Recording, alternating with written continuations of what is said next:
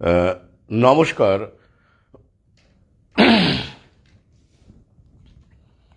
আজকের আরও একটি গুরুত্বপূর্ণ লাইভে আপনাদের স্বাগত জানাই।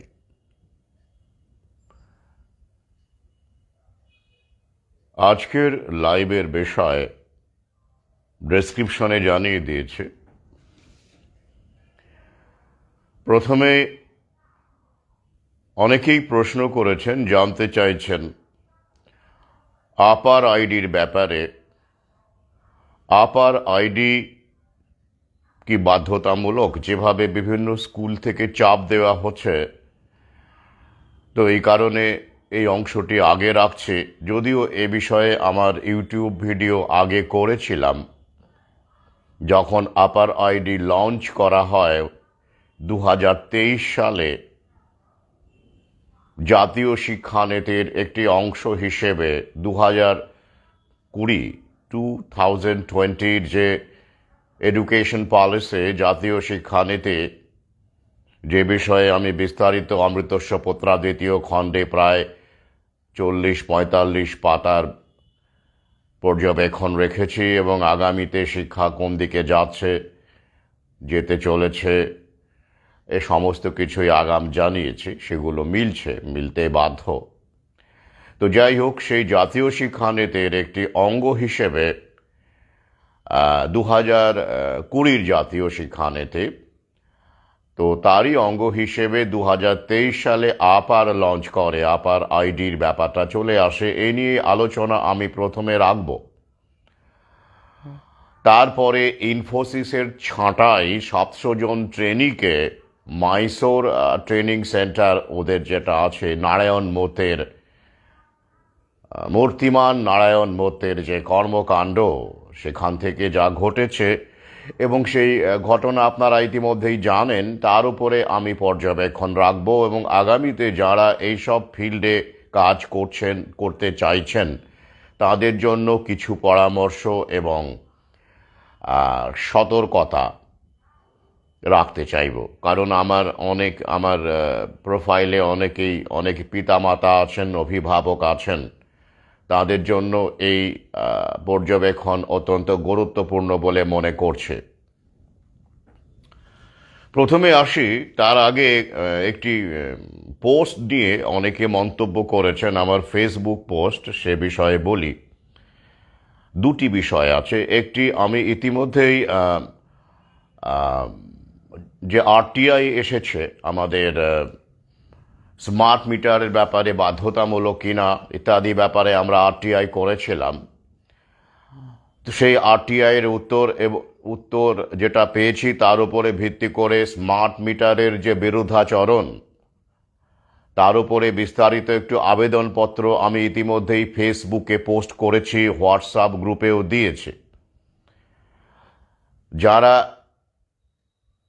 আগ্রহী তারা আমার কাছে হোয়াটসঅ্যাপে চেয়েও নিতে পারেন। যারা ফেসবুকে দেখতে পাননি বা হয়তো নোটিফিকেশন দেখায়নি বা সেই সময় ছিলেন না, তারা আমার কাছে হোয়াটসঅ্যাপেও নিতে পারেন। একটি পত্র, সেখানে উই হিসেবে আমরা, মানে মাস পিটিশন হিসেবেই লিখেছি, সেটা কোনো সমস্যা নেই। আপনি ব্যক্তিগত স্তরে করতে চাইলে উইয়ের জায়গায় আই করে নেবেন, সেটাও আমি লিখেছি, অসুবিধে হওয়ার কোনো কথা নয়। ও সঙ্গে আবেদনপত্রের মধ্যেই বেশ কিছু গুরুত্বপূর্ণ ডেটাও রেখেছি, যাতে করে সংশ্লিষ্ট অফিসার যিনি এটা নেবেন তিনিও ভাবতে বাধ্য হন, যদিও তারা কতটা পড়েন বা ইংরেজি কতটা পড়বেন, কিন্তু যাই হোক, আপনারা কিন্তু অ্যাকনলেজমেন্ট রিসিপ্টটা নেবেন। ইতিমধ্যেই আমাদের একজন পরিচিত, তিনি এসেছিলেন, মানে ওই পাঠক আর কি,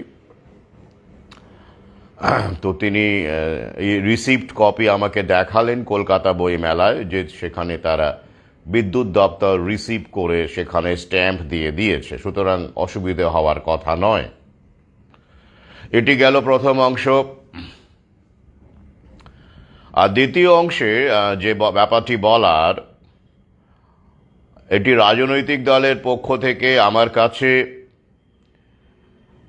একটা প্রস্তাব আসে আমি রাজনৈতিক দলের নাম বলার দরকার নেই, প্রয়োজনও নেই, কারণ সবই মেইন স্ট্রিম রাজনৈতিক দলের কথাই বলছে।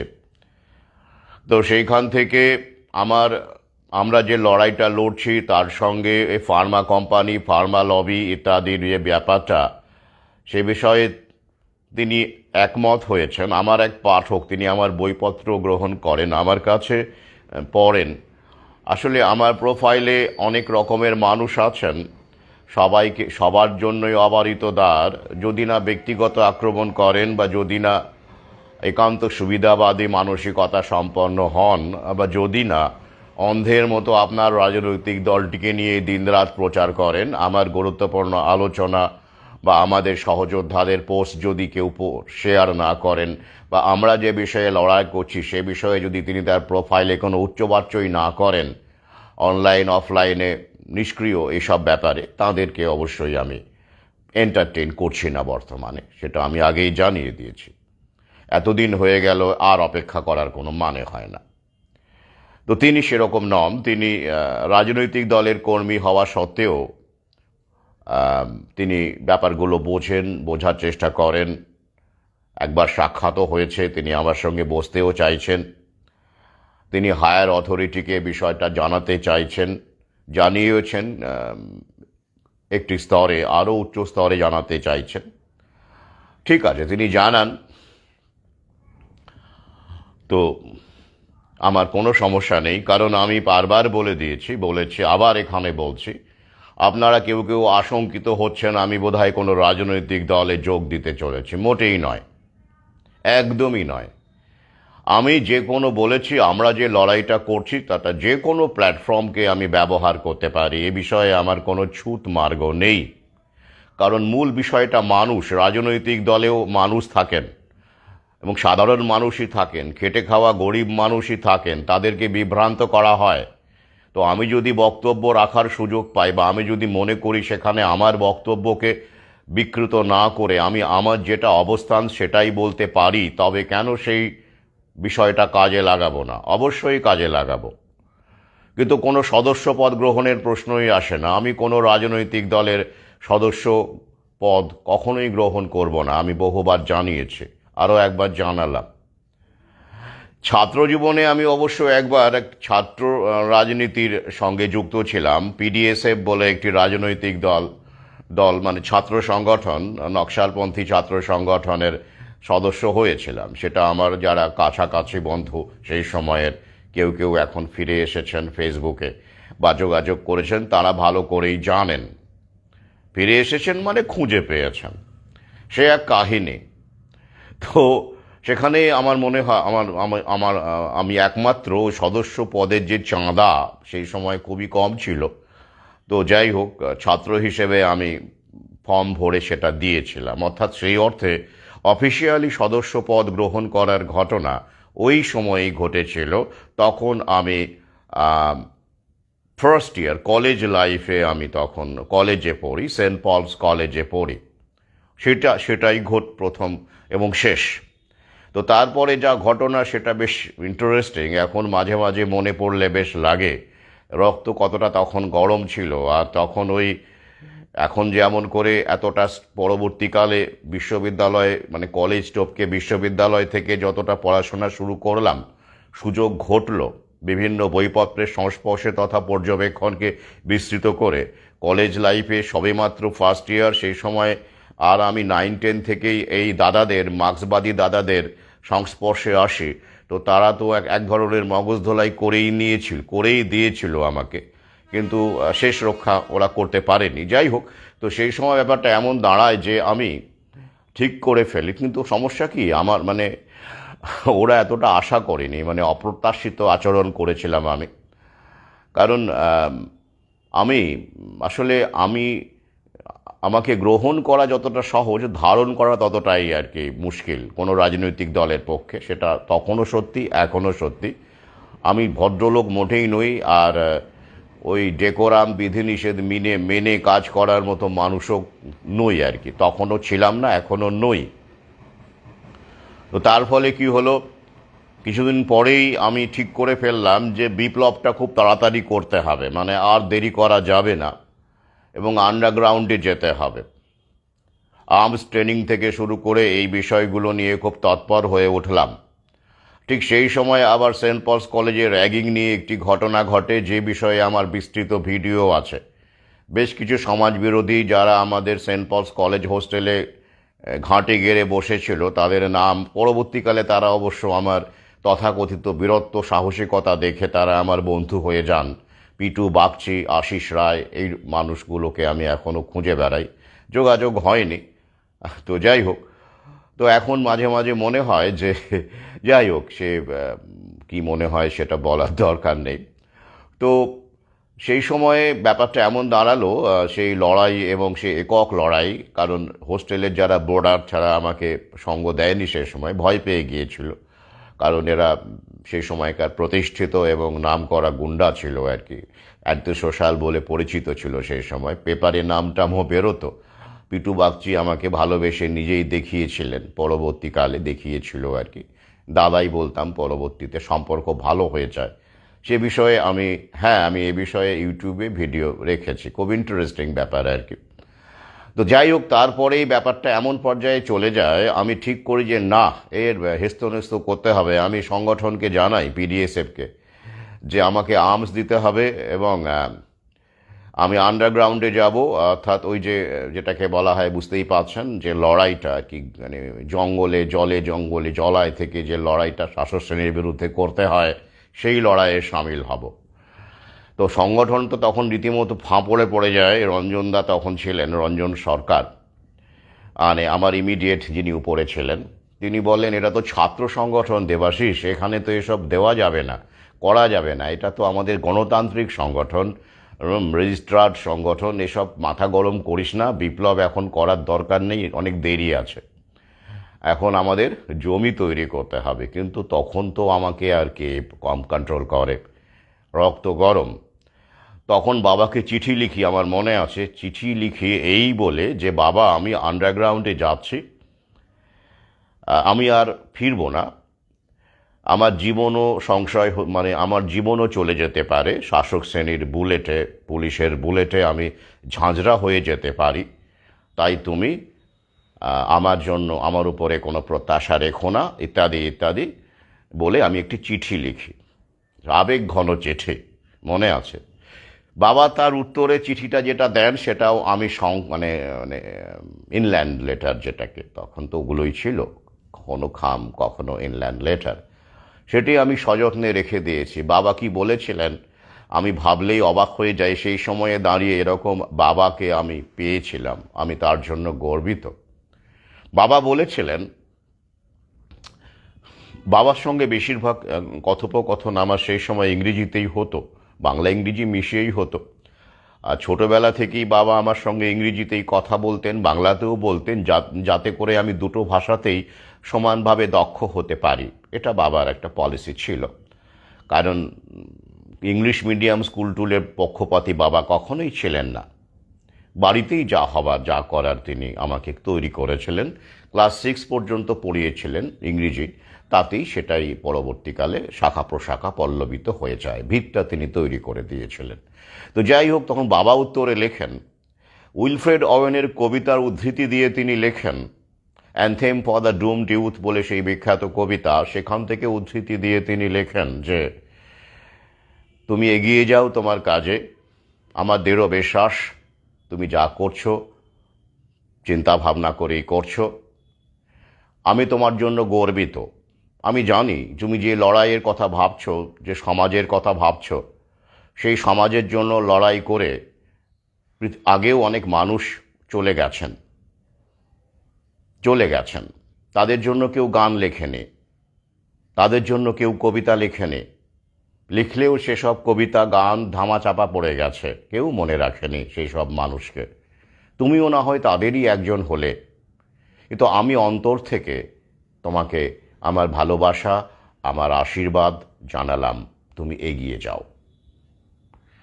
এইরকমই বিষয়টা, সেই চিঠি আমার কাছে এখনো আছে।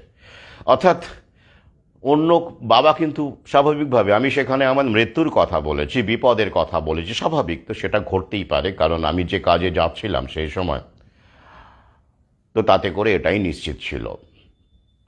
তো বাবা তাতে ভয় পাননি, বরং আমাকে বিদায় জানিয়েছেন গর্ব ভরে। সেই চিঠিটা কি রেখে দেওয়ার মতো নয়? আপনারা কি মনে করেন? রেখে দেওয়ার মতোই অবশ্যই। কারণ এরকম চিঠি পৃথিবীর ইতিহাসে কতজন বাবা কতজন সন্তানকে লিখেছেন হয়তো নিশ্চয়ই, কিন্তু সেটা অত্যন্ত কম লিখেছেন, এটা আমার বিশ্বাস। তো যাই হোক, তাই রাজনৈতিক দল আর নয়, কারণ এখন সেই জায়গায় আমি নেই। ব্যাপারগুলো আমি খুব পরিষ্কার করে বুঝি, স্পষ্ট করে বুঝি, সেটা আপনাদের সঙ্গেও ভাগ করে নেওয়ার চেষ্টা করি। এবং আমি অত্যন্ত গর্বিত যে আপনারাও ব্যাপারগুলো বোঝেন, বোঝার চেষ্টা করেন, বোঝানোর চেষ্টা করেন। রাজনৈতিক দলের ফাঁদে আমার সহযোদ্ধারা কেউ পা দেননি, তারা তাদের মতো করে সচেতনতা বিস্তার করছেন। কেউ কেউ রাজনৈতিক দলের সঙ্গে এক ধরনের মানে বেঁধে থাকলেও উপায় নেই, তাদের বিভিন্ন রকমের বাধ্যবাধকতা আছে হয়তো, কিন্তু তারা তাদের ব্যক্তিগত স্তরে কিন্তু তারা এই কাজগুলো, সচেতনতার কাজগুলো চালিয়ে যাচ্ছেন। এও কি কম প্রাপ্তির কথা?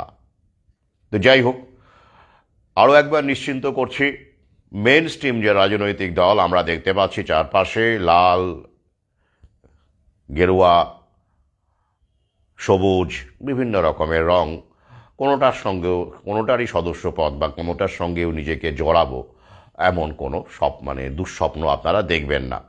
তবে হ্যাঁ, ওই যে বললাম, I can always use these political parties as platforms to spread my ideas. কীরকম?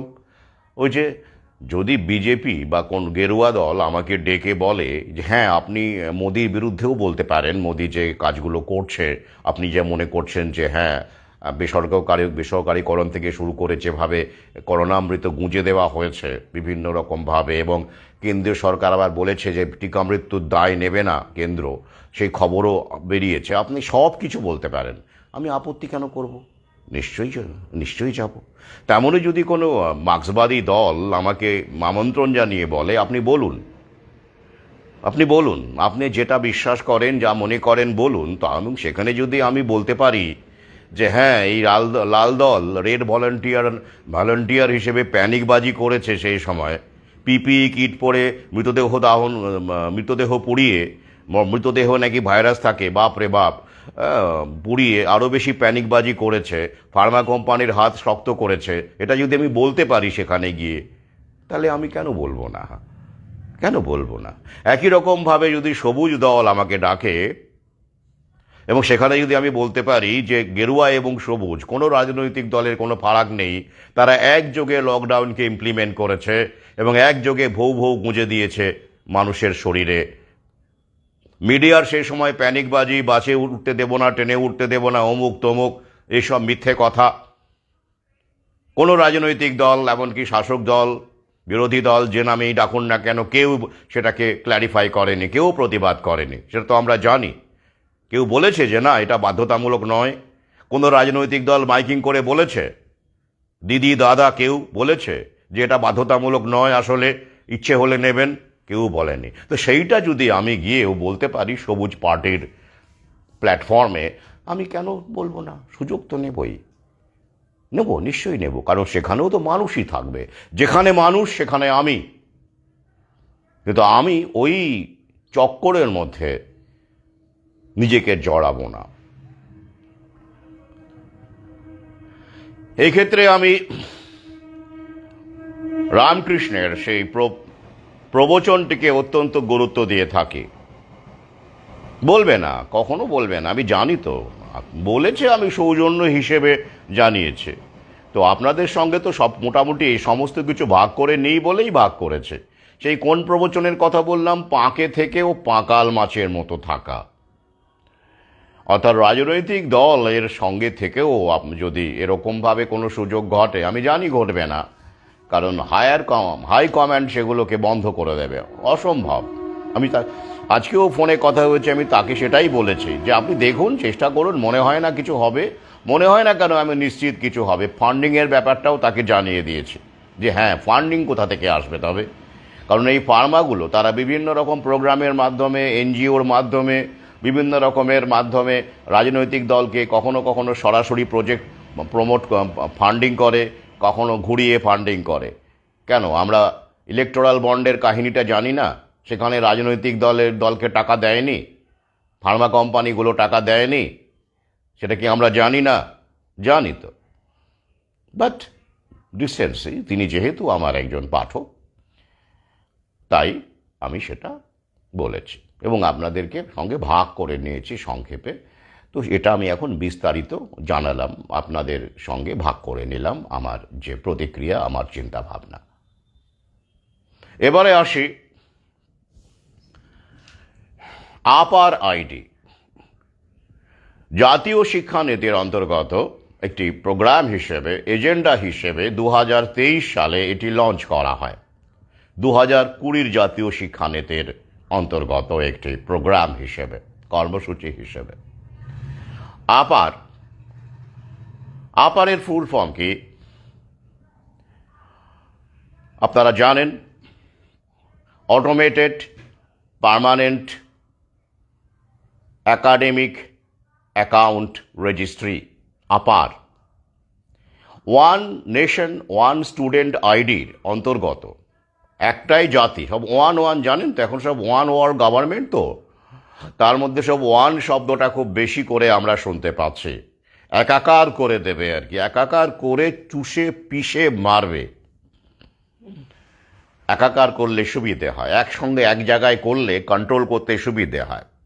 তো one nation one student ID, তার মধ্যে এই আপার বিভিন্ন স্কুলে ছাত্রদের আধার, মানে ওই আধার মানে বুঝতেই পারছেন, আপনাদের সাবালকদের আধার তো ওরা আগেই নিয়ে নিয়েছে, ওই করোনার ভ্যাকসিনের ভৌ গোঁজার সময় আধার কার্ড নিয়ে সবারটাই নিয়ে নিয়েছে। আবার যারা দেননি তারা আবার ওই লক্ষ্মীর ভাণ্ডার, মানে সমস্ত মানুষের আধার ইনফরমেশন ওদের কাছে আছে এখন।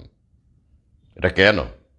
শুধু কি কন্ট্রোল? আসছি, একে একে আসছি, ধৈর্য ধরে শুনবেন, বিয়ার উইথ মি। এবার বাকি থাকলো ছাত্রদের। তাদের তো আর ভৌ গোঁজা হয়নি, বাচ্চা কাচ্চা পড়ুয়াদের, স্কুল পড়ুয়াদের বা তাদের আধার কার্ড নিয়ে ভৌ গোঁজা হয়নি, কতিপয় বাদ দিলে, যেগুলো একটু 9-10 বা ইয়ে। কিন্তু ছোট ছোট পড়ুয়া, তাদের কি করে, তাদের ডেটাটা কিভাবে পাওয়া যাবে? অতএব তাদেরকেও তাদের ডেটা সংগ্রহ করার জন্য এই কায়দা, এই কৌশল নেওয়া হলো one nation one student ID স্কিমের মধ্যে। কি এবিসি আইডিও ঢুকে গেল, মানে দুটো রিলেটেড, একই সঙ্গে হয়। Academic bank of credits, academic bank of credits অর্থাৎ স্কোরগুলো, কে কীরকম নাম্বার পাচ্ছে, কীরকম রেজাল্ট করছে, সমস্ত তথ্য সেইখানে থাকবে। একটা ভল্ট ক্রিয়েট করা হবে, সেই আপনার সন্তানের আধার এবং আইডেন্টিফিকেশনকে সামনে রেখে একটা ভল্ট ক্রিয়েট করা হবে।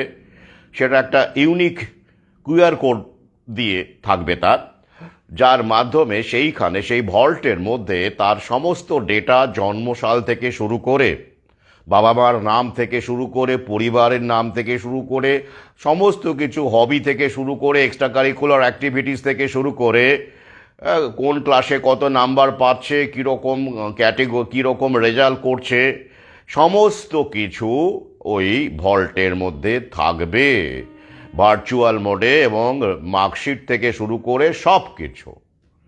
সেটাই হচ্ছে সংক্ষেপে APAAR ID, ABC ID, academic bank of credits.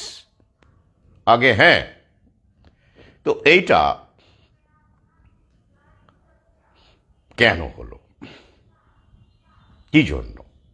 ওরা বলবে এতে করে স্টুডেন্টদের, খুব পড়ুয়াদের খুব সুবিধে হচ্ছে, দারুণ সুবিধে হচ্ছে, তারা বেনিফিটেড হচ্ছে, সব একসাথে পেয়ে যাচ্ছে, তারা লগ ইন করলেই সব কিছু পেয়ে যাচ্ছে। কত সুন্দর! বিদেশে যদি যায় কোনো আপনার ছেলে, আপনার মেয়ে, তো তাকে ওই সব সার্টিফিকেট ক্যারি করতে হবে না, মার্কশিট হার্ড কপি ক্যারি করতে হবে না, তারা ধরুন ইউকেতে পড়তে গেল, ওখানে গেল, তো সেখানে যদি ওরা দিয়ে দেয় কর্তৃপক্ষকে, সেখানে কর্তৃপক্ষ সহজেই সেখানে লগ ইন করে সমস্ত তথ্যগুলো পেয়ে যাবে। শুধু তাই নয়, আপনি ব্রিটেনে বসেও আপনার ছেলে সেটাকে লন্ডনে বসে, হামবুর্গে বসে আপনার ছেলে সেটাকে লগ ইন করবে, করে সমস্ত কিছু পেয়ে যাবে।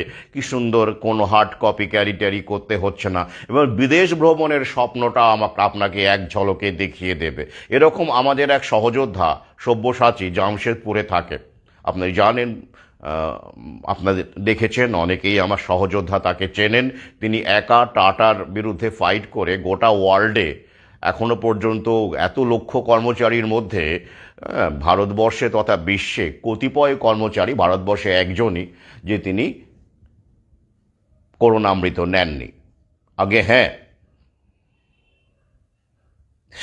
তিনি এটা করিয়ে দেখেছেন আমার পরিচিত, এবং অনেকেই করেছেন যে তারা। তো তার অভিজ্ঞতাটা কি, তাকে যখন আপারের জন্য স্কুল থেকে, প্রথমে কিন্তু বেসরকারি স্কুল এইগুলো থেকেই কিন্তু শুরু হয়েছে, এবার সরকারি স্কুলেও কিন্তু শুরু হয়ে গেছে অনেক জায়গায়। সতর্ক থাকুন, সতর্ক থাকুন, কারণ এই ইনফরমেশন ডেটা যে কি কাজে লাগতে পারে সেটা আমি আসছি, একটু পরে আসছি, শিউরে উঠবেন। বিক্রি হয়ে যাচ্ছেন তো নিজেরা, সন্তান সন্ততিকেও বিক্রি করে দেবেন। যদিও বলবে অনেক পজিটিভ দিক আছে, ঠিক আছে, সেটাও আলোচনা করব। তো এইখানে তাকে এরকমভাবে বলা হয় যে সন্তানের আধারটা লাগবে, আপার আইডি করা হবে। তিনি যান, তাকেও বলা হয় কি, এই যে সুবিধে কি, সে বলে क्या होगा हमारा जो बेनिफिट क्या है इससे। बोला आपको बहुत सारे बेनिफिट मिलेंगे, बहुत सारे बेनिफिट, जैसा कि आपका लड़का फॉरेन में एडुकेशन के लिए जाए तो क्या है, उसका भाल्ट है ना, भाल्ट से सब कुछ मिल जाएगा, हार्ड कॉपी कैरी करने का जरूरत ही नहीं पड़ेगा, कोई गुंजाइश ही नहीं है। তো তখন সব্যসাচী কি উত্তর দেয়, এটাই দেয় যে কোনো দরকার নেই, আমার দিদি লন্ডনে থাকে, চাকরি করে, হ্যাঁ বাস্তবেই তাই, সত্যি তাই। তো আমার দিদি, আমার আত্মীয়রা অনেকেই এরকম বিদেশে থাকে, পড়াশোনা করে, বা অনেকেই সেটেল চাকরি বাকরি করছে, তো তারা হার্ড কপি নিয়েই গেছে। আমার ছেলেও দরকার হলে হার্ড কপি নিয়েই যাবে, ভল্ট নিয়ে যাওয়ার দরকার নেই, ব্যাস শেষ, আবার আইডি হয়নি। তো ব্যাপারটা এই রকম, কারণ কি এটা বাধ্যতামূলক নয়, ন্যাশনাল টেস্টিং এজেন্সিও জানিয়েছে। ইউজি আন্ডার গ্র্যাজুয়েট রেজিস্ট্রেশন যদি করবেন, সেক্ষেত্রেও কিন্তু আদৌ বাধ্যতামূলক নয় আপার আইডি, কোনোভাবেই বাধ্যতামূলক নয়। কীরকমভাবে তাহলে হচ্ছে, ওই যে ভ্যাকসিনের মতো হচ্ছে, বাধ্যতামূলক নয় ভ্যাকসিন, আমরা জানি, তখন জানি, কিন্তু ওই যে এটা হবে না, ওটা আটকে দেবে, এই করতে দেবে, হবে না, সেই সমস্যা, এরকমভাবেই আপনাদের ভয় দেখানো হবে, আপনাদের কিন্তু ফেস করতে হবে চোখে চোখ রেখে, কি না রেজাল্ট আটকে যাবে, স্কুলে আসতে পারবে না, সুযোগ সুবিধে পাবে না। এখানে আবার বলছে যে এরকম করলে নাকি সরকারি সুযোগ সুবিধে পাবে, মানে টোপ দিচ্ছে, বুঝলেন তো, যেমন গ্যাসের সাবসিডি আপনি আধার দিয়ে নেন, তো গ্যাসটা অনেকেই নেন, তো কি কত দেয় এখন সাবসিডি। আসল ব্যাপারটা হলো ডেটা কালেক্ট করা, আমি আসছি কেন এটা হচ্ছে, শুধু সার্ভেলেন্স নয়, সার্ভেলেন্স তো হচ্ছেই, টোটাল কন্ট্রোল তো হচ্ছেই, পাশাপাশি আরও অনেক কিছু এর মধ্যে, অনেক খেলা এর মধ্যে আছে। তাহলে আবার বলছি, বাধ্যতামূলক নয়, এবং যদি কোনো স্কুল আপনাকে জোর করে আমাকে জানান, আমাকে ফোনটা ধরিয়ে দিন, সেরকম হলে ওই একই রকমভাবে ভ্যাকসিনের ক্ষেত্রেও আমি যে ভূমিকা নিয়েছি, এই ক্ষেত্রেও একই ভূমিকা নেব। But I am sure that you can manage, কারণ আমার সহযোদ্ধারা এটা ম্যানেজ করতে পারবে বলেই আমার বিশ্বাস, আই এম প্রেটি কনফিডেন্ট। তবুও যদি প্রয়োজন পড়ে আমাকে জানাবেন। আবার বলছি, এ ব্যাপারে লিঙ্কও দিয়ে দেবো আপনাদের, কোনোভাবেই এটা বাধ্যতামূলক নয়, আপনি চাইলে করাবেন, না চাইলে করাবেন না, কিন্তু কেন এটা হচ্ছে, এবার আসুন, হঠাৎ করে এই আপারের পরিকল্পনা কেন, হোয়াই, এতদিন তো আপার ছাড়াই কত মেধাবী ছেলে বিদেশে গেল, পড়াশোনা করলো, ডাক্তার হলো, ইঞ্জিনিয়ার হলো, আবার ভৌ ভৌ গুঁজে চলেও গেল, যাচ্ছে, আগামীতে আরও অনেকে যাবেন আমরা জানি। হঠাৎ করে এটা কেন প্রয়োজন পড়লো জাতীয় শিক্ষানীতির একটা অঙ্গ হিসেবে? কেন এটা? আসল উদ্দেশ্য অবশ্যই সবার আইডিকে, সবার ইনফরমেশন, নাগরিকদের কচি কাঁচা থেকে শুরু করে বুড়ো বুড়ি কাউকে বাদ না দিয়ে প্রত্যেকেরই ইনফরমেশন ওদের কাছে ওরা রাখছে, যাতে করে টোটাল কন্ট্রোল সার্ভেলেন্স করা সুবিধে হয়। আপনি কোথায় কি কিনছেন, কি করছেন, কোথায় যাচ্ছেন, এই সমস্ত কিছু, কোথাকার টিকিট কাটছেন, অনেক কিছু ওরা এটার মাধ্যমে ওরা রাখে। আর ওই জন্য অনলাইন প্রমোশন করছে, অনলাইনে লেনদেন করছে, আপনি সুচ কিনলেও সেটা ওরা জেনে যাচ্ছে। তাই বারবার বলি, ক্যাশ ব্যবহার করুন যতটা সম্ভব। একান্ত উপায় না থাকলে আপনি অনলাইন ট্রানজ্যাকশন করুন, কারণ আপনাদের সমস্ত কিছু ওরা ট্র্যাক করতে পারছে, লেনদেন থেকে শুরু করে সব কিছু। যাতে করে আপনার কোনো ক্ষতি না হলেও একটা অস্বস্তি লাগে না, প্রাইভেসি তো আপনার থাকছে না, তাই না? প্রাইভেসি থাকছে না, এটা একটা বিশাল বড় অপমানজনক বলে আমার মনে হয়। Is pretty insulting to me. Somebody is watching over you and you are helpless. You have given yourself to their whims, to their surveillance system. That is simply, anti-freedom. এরা ফ্রিডমের কথা বলে, ট্রান্সপারেন্সির কথা বলে, কিন্তু আসলে ওরা কৃতদাস তৈরি করছে, ডিজিটাল স্লেভারি তৈরি করছে। যাই হোক, এবার আসি কেন এটা। সার্ভেলেন্সের দিকটা গেল, আরেকটা দিক ডেটা ব্যবসা, ডেটা বিজনেস, অ্যানালাইটিক্সের বিশাল বড় বিগ ডেটা বিজনেস। জানেন, এই মুহূর্তে ফার্মা কোম্পানির সঙ্গে টক্কর দিচ্ছে data business, big data business বলা হয়। আপনার আমার তথ্য চড়া দামে বিক্রি হয়ে যাচ্ছে এবং সরকার সেখানে ভূমিকা পালন করছে, কর্পোরেটদের হাতে ডেটা তুলে দিচ্ছে। এই যে ছাত্রের ডেটা দেখবেন, বিভিন্ন রকমের ফোন আসে, হোয়াটসঅ্যাপ আসে, অমুক আসে, মেসেজ আছে, কেন আসে? বিভিন্ন কোম্পানি বিভিন্ন রকমের প্রলোভন দেয়, আপনার প্রোফাইলটা দেখে নিয়ে ইনভেস্টমেন্ট অপরচুনিটি অমুক তমুক থেকে শুরু করে ছাত্রকে বিদেশে নিয়ে যাওয়ার সুযোগ, বিভিন্ন রকমের যে স্কিমগুলো, শেয়ার মার্কেট, সেই যে মেসেজগুলো ঢোকে, ফোনগুলো আসে, কিভাবে আসে? এইসব ডেটা বিক্রি থেকে আসে। আসুন আপনাদের একটু তথ্য জানিয়ে দিই। পৃথিবীতে প্রতি বছর এই সময় 120 জেটাবাইট ডেটা জেনারেট হচ্ছে। এটা আগামীতে বাড়বে, বই কমবে না। স্মার্টফোন ডিজিটাল প্রমোশনের মাধ্যমে এই সব ডেটা, পার্সোনাল ডেটা, যার একটা বড় কারণ আধার কার্ড, বড় মাধ্যম আধার কার্ড, তা দিয়ে বড় বড় ডেটা ইন্ডাস্ট্রি গড়ে উঠেছে। গোটা পৃথিবীতে এই মুহূর্তে 8,000 বড় বড় বিগ ডেটা কোম্পানি আছে, তার মধ্যে 5,000-এরও বেশি কোম্পানি শুধু আমেরিকাতেই অবস্থিত, 5,300 সামথিং। কেন ইমেজিন 2022 সালে এই ডেটা মার্কেট রেভিনিউ কত জেনারেট করেছিল? $274 বিলিয়ন। $274 বিলিয়ন, যেটা 2030 সালে বলা হচ্ছে $684 বিলিয়ন অতিক্রম করে চলে যাবে এই ডেটা ব্যবসা। আগে হ্যাঁ, কোথায় আছেন? কেন এই ডেটাগুলো ওরা চাইছে? শুধু টোটাল কন্ট্রোল নয়, ব্যবসা, ভালো ব্যবসা। আর কি, হেলথ ডেটা এখন সবচেয়ে বেশি গুরুত্বপূর্ণ। হেলথ ডেটা, সব কিছু, শিক্ষা ডেটা, মানে কি, যেটা মানুষ দেখবেন, আবেগে অভিভাবকরা পড়ুয়াদের পেছনে বেশি খরচা করে এবং ফাঁদে পড়ে যায়। অমুক জায়গায় পড়লেই চাকরি সুনিশ্চিত, অমুক কোর্সটা করলেই চাকরি সুনিশ্চিত, তারপরে আমের আঁটি চোষা। কত উদাহরণ চান আপনি? কত উদাহরণ চান?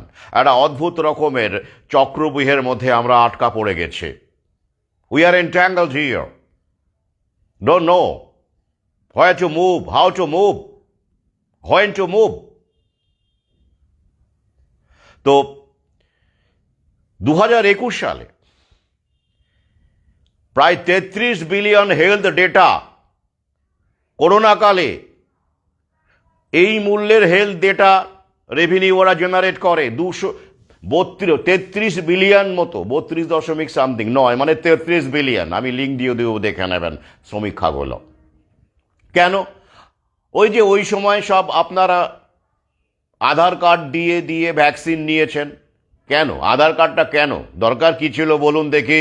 এবার ভাবুন, ব্যবসা, ওটা কর্পোরেটকে বিক্রি করে দিচ্ছে সরকার। হ্যাঁ, কেন আধার কার্ড দিয়ে ভ্যাকসিন কেন?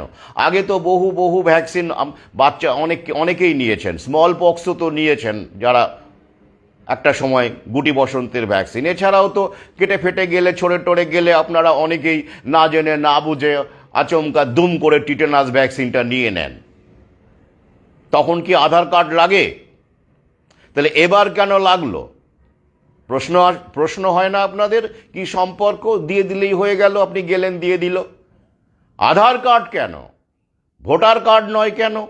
কারণ আধার কার্ডে সমস্ত ইনফরমেশন থাকে, আপনার এভরিথিং থাকে, এবং আপনার বায়োমেট্রিক থাকে। হ্যাঁ, তাহলে এই সমস্ত কিছু চড়া দামে ওরা বিক্রি করে দিয়েছে বিভিন্ন কোম্পানিকে। আর সেই সময় 33 বিলিয়ন হেলথ ডেটা, মানে মূল্যের হেলথ ডেটা ওরা বিক্রি করে, গোটা আমাদের দেশের কথাই বলছি।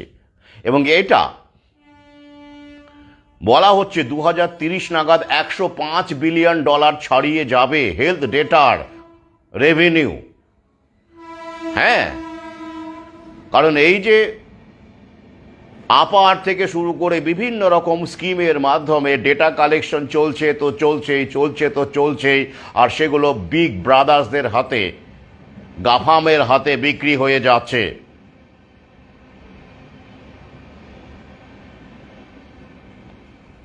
হ্যাঁ, এই হলো আরেকটি কারণ।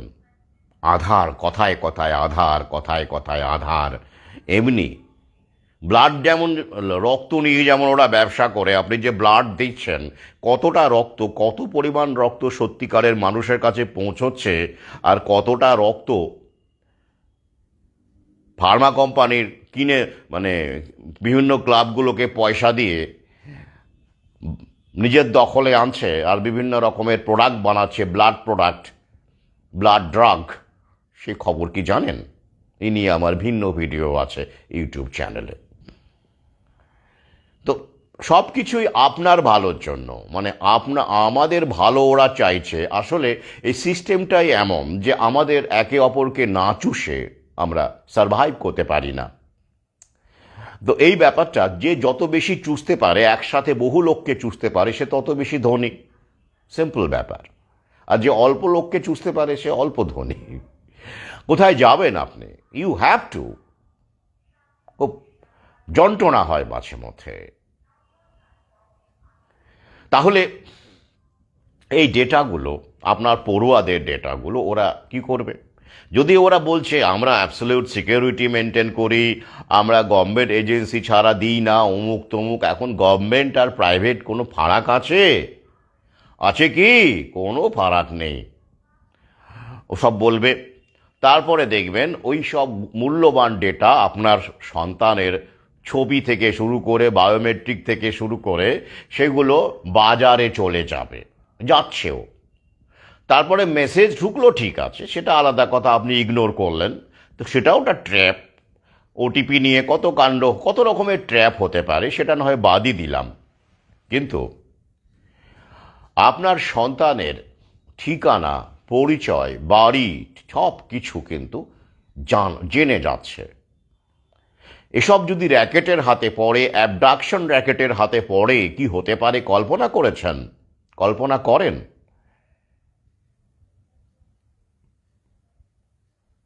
এরকম বহু তথ্য আছে যেটা আমরা পাচ্ছি বিদেশে। ওখানে তো মানুষ এখন সচেতন হয়ে গেছে, তারা এটা করছেই না।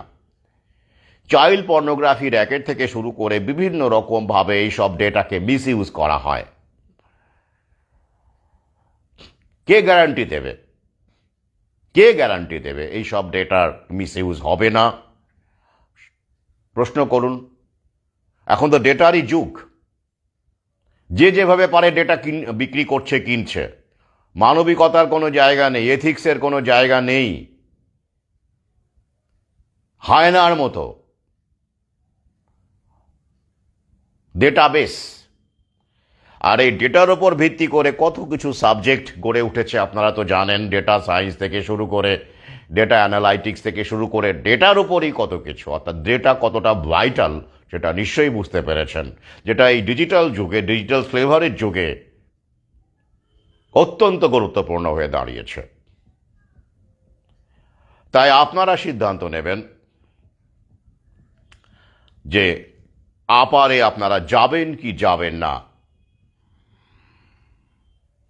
যত মিষ্টি সুন্দর সুন্দর কথা ওরা বলবে, ভেবে দেখবেন এই আপারের মাধ্যমে কোনো কোনো জব ওরা আপনার সন্তানকে অ্যাসিওর করবে না। শুধু মিষ্টি মিষ্টি কথা বলে ডেটাটা বেচে দেবে। আরোগ্য সেতুর কথা মনে আছে? আরোগ্য সেতু এরা কত হেলথ ডেটা চুরি করেছিল। ট্রেনে উঠতে গেলেই তখন আরোগ্য সেতু অ্যাপ ডাউনলোড করতে হতো। আর আপনি যেই অ্যাপটা ডাউনলোড করলেন, আপনার সমস্ত তথ্য ওদের কাছে চলে গেল। এইভাবে কোটি কোটি লক্ষ লক্ষ মানুষের, যারা সেই সময় ট্রেনে উঠেছেন, দূরপাল্লার ট্রেনে উঠেছেন, কোভিড স্পেশাল ট্রেনে উঠেছেন, না বুঝে না জেনে আরোগ্য সেতু অ্যাপস ডাউনলোড করেছেন, তাদের ডেটা ওরা চুরি করে নেয়।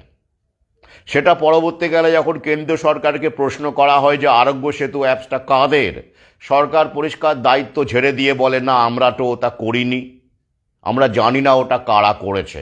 ভাবতে পারেন? অথচ পেপারে, মিডিয়ায় সেই সময় আরোগ্য সেতুর অ্যাপস এবং সরকার থেকেই সেই আরোগ্য সেতু এমনটাই প্রচার করা হয়েছিল। এ দায় কে নেবে? টিকা মৃত্যুর দায় যেমন কেন্দ্র নেয় না, তেমনি আরোগ্য সেতুর দায়ও কেন্দ্র নেয়নি। তো আপার আইডির মিসইউজ হলে তার দায় কি কেন্দ্র নেবে? নেবে না। ওই জন্য ওরা কিন্তু বলে দিয়েছে বাধ্যতামূলক নয়। কি মুশকিল। তারপরে যখন আপনার সন্তান কোনো সমস্যায় পড়ল, কোনো চক্রে পড়ে গেল, বিপদে পড়ে গেল এই ডেটা মিসইউজের কারণে, তখন যদি আপনি বলেন স্কুলকে গিয়ে বা কাউকে গিয়ে, তখন বলবে কেন আপনি করলেন? বাধ্যতামূলক তো নয়। তখন বলবে আপনি তো বলেছিলেন না করলে স্কুলে মানে বিভিন্ন রকমের সুযোগ সুবিধে পাবে না, এই পাবে না, সেই পাবে না, ক্লাস করতে পারবে না, অমুক তমুক এসব বলেছিলেন। তখন আপনাকে বলবে কোথায় প্রমাণ কি আমি বলেছিলাম? ওই একই কেস, ভ্যাকসিনের মতো কেস।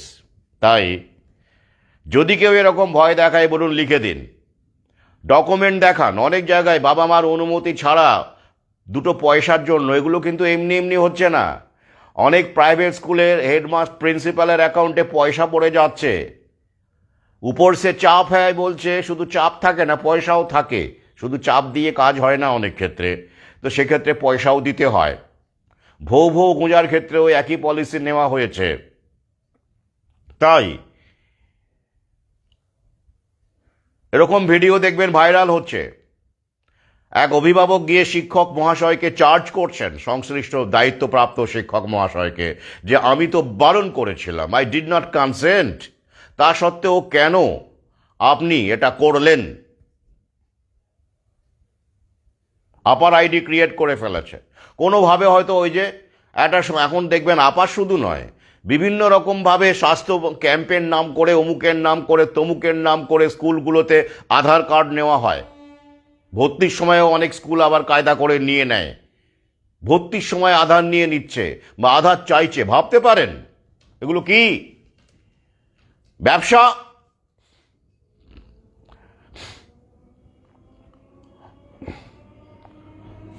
আমার প্রোফাইলে অনেক শিক্ষক মহাশয় আছেন। তাদের প্রতি আবেদন, আপনারা এ বিষয়ে সজাগ হন, সজাগ করুন। নিজেদের অস্তিত্ব বা নিজেদের উপার্জন বৃদ্ধির জন্য এই ধরনের কর্মকাণ্ডে জড়াবেন না। আমার বিশ্বাস, আমার সহযোদ্ধা বা আমার পাঠক যারা আছেন, শিক্ষক মহাশয়, শিক্ষিকা মহাশয়া, তারা এরকম নন, আমার দৃঢ় বিশ্বাস। যদি কখনো আমার নজরে আসে বা আমি জানতে পারি এবং যদি আমি নিশ্চিত হই, তাহলে কিন্তু ছেড়ে কথা বলবো না। সে আপনি আমার যত বই পড়ুন, যত গন্ডায় বই কিনুন, আমার যায় আসে না। এটা এই বিষয়টা অত্যন্ত সেন্সিটিভ বিষয়।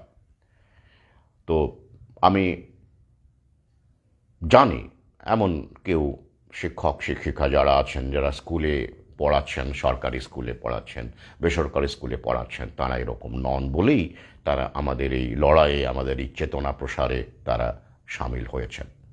তবু আমি আমার আসলে এই ব্যাপারটা এতটাই সেন্সিটিভ বিষয় যে বা কচি কাঁচাদের ডেটা, ওই জন্য আমি একটু আবেগপ্রবণ হয়ে গিয়েছিলাম। মার্জনা করবেন যদি আমি আমার সীমানা লঙ্ঘন করে থাকি।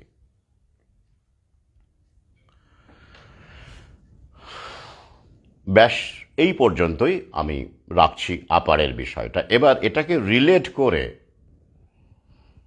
চলে আসছি ইনফোসিসের কর্মকাণ্ড। কি হলো, কেন হলো,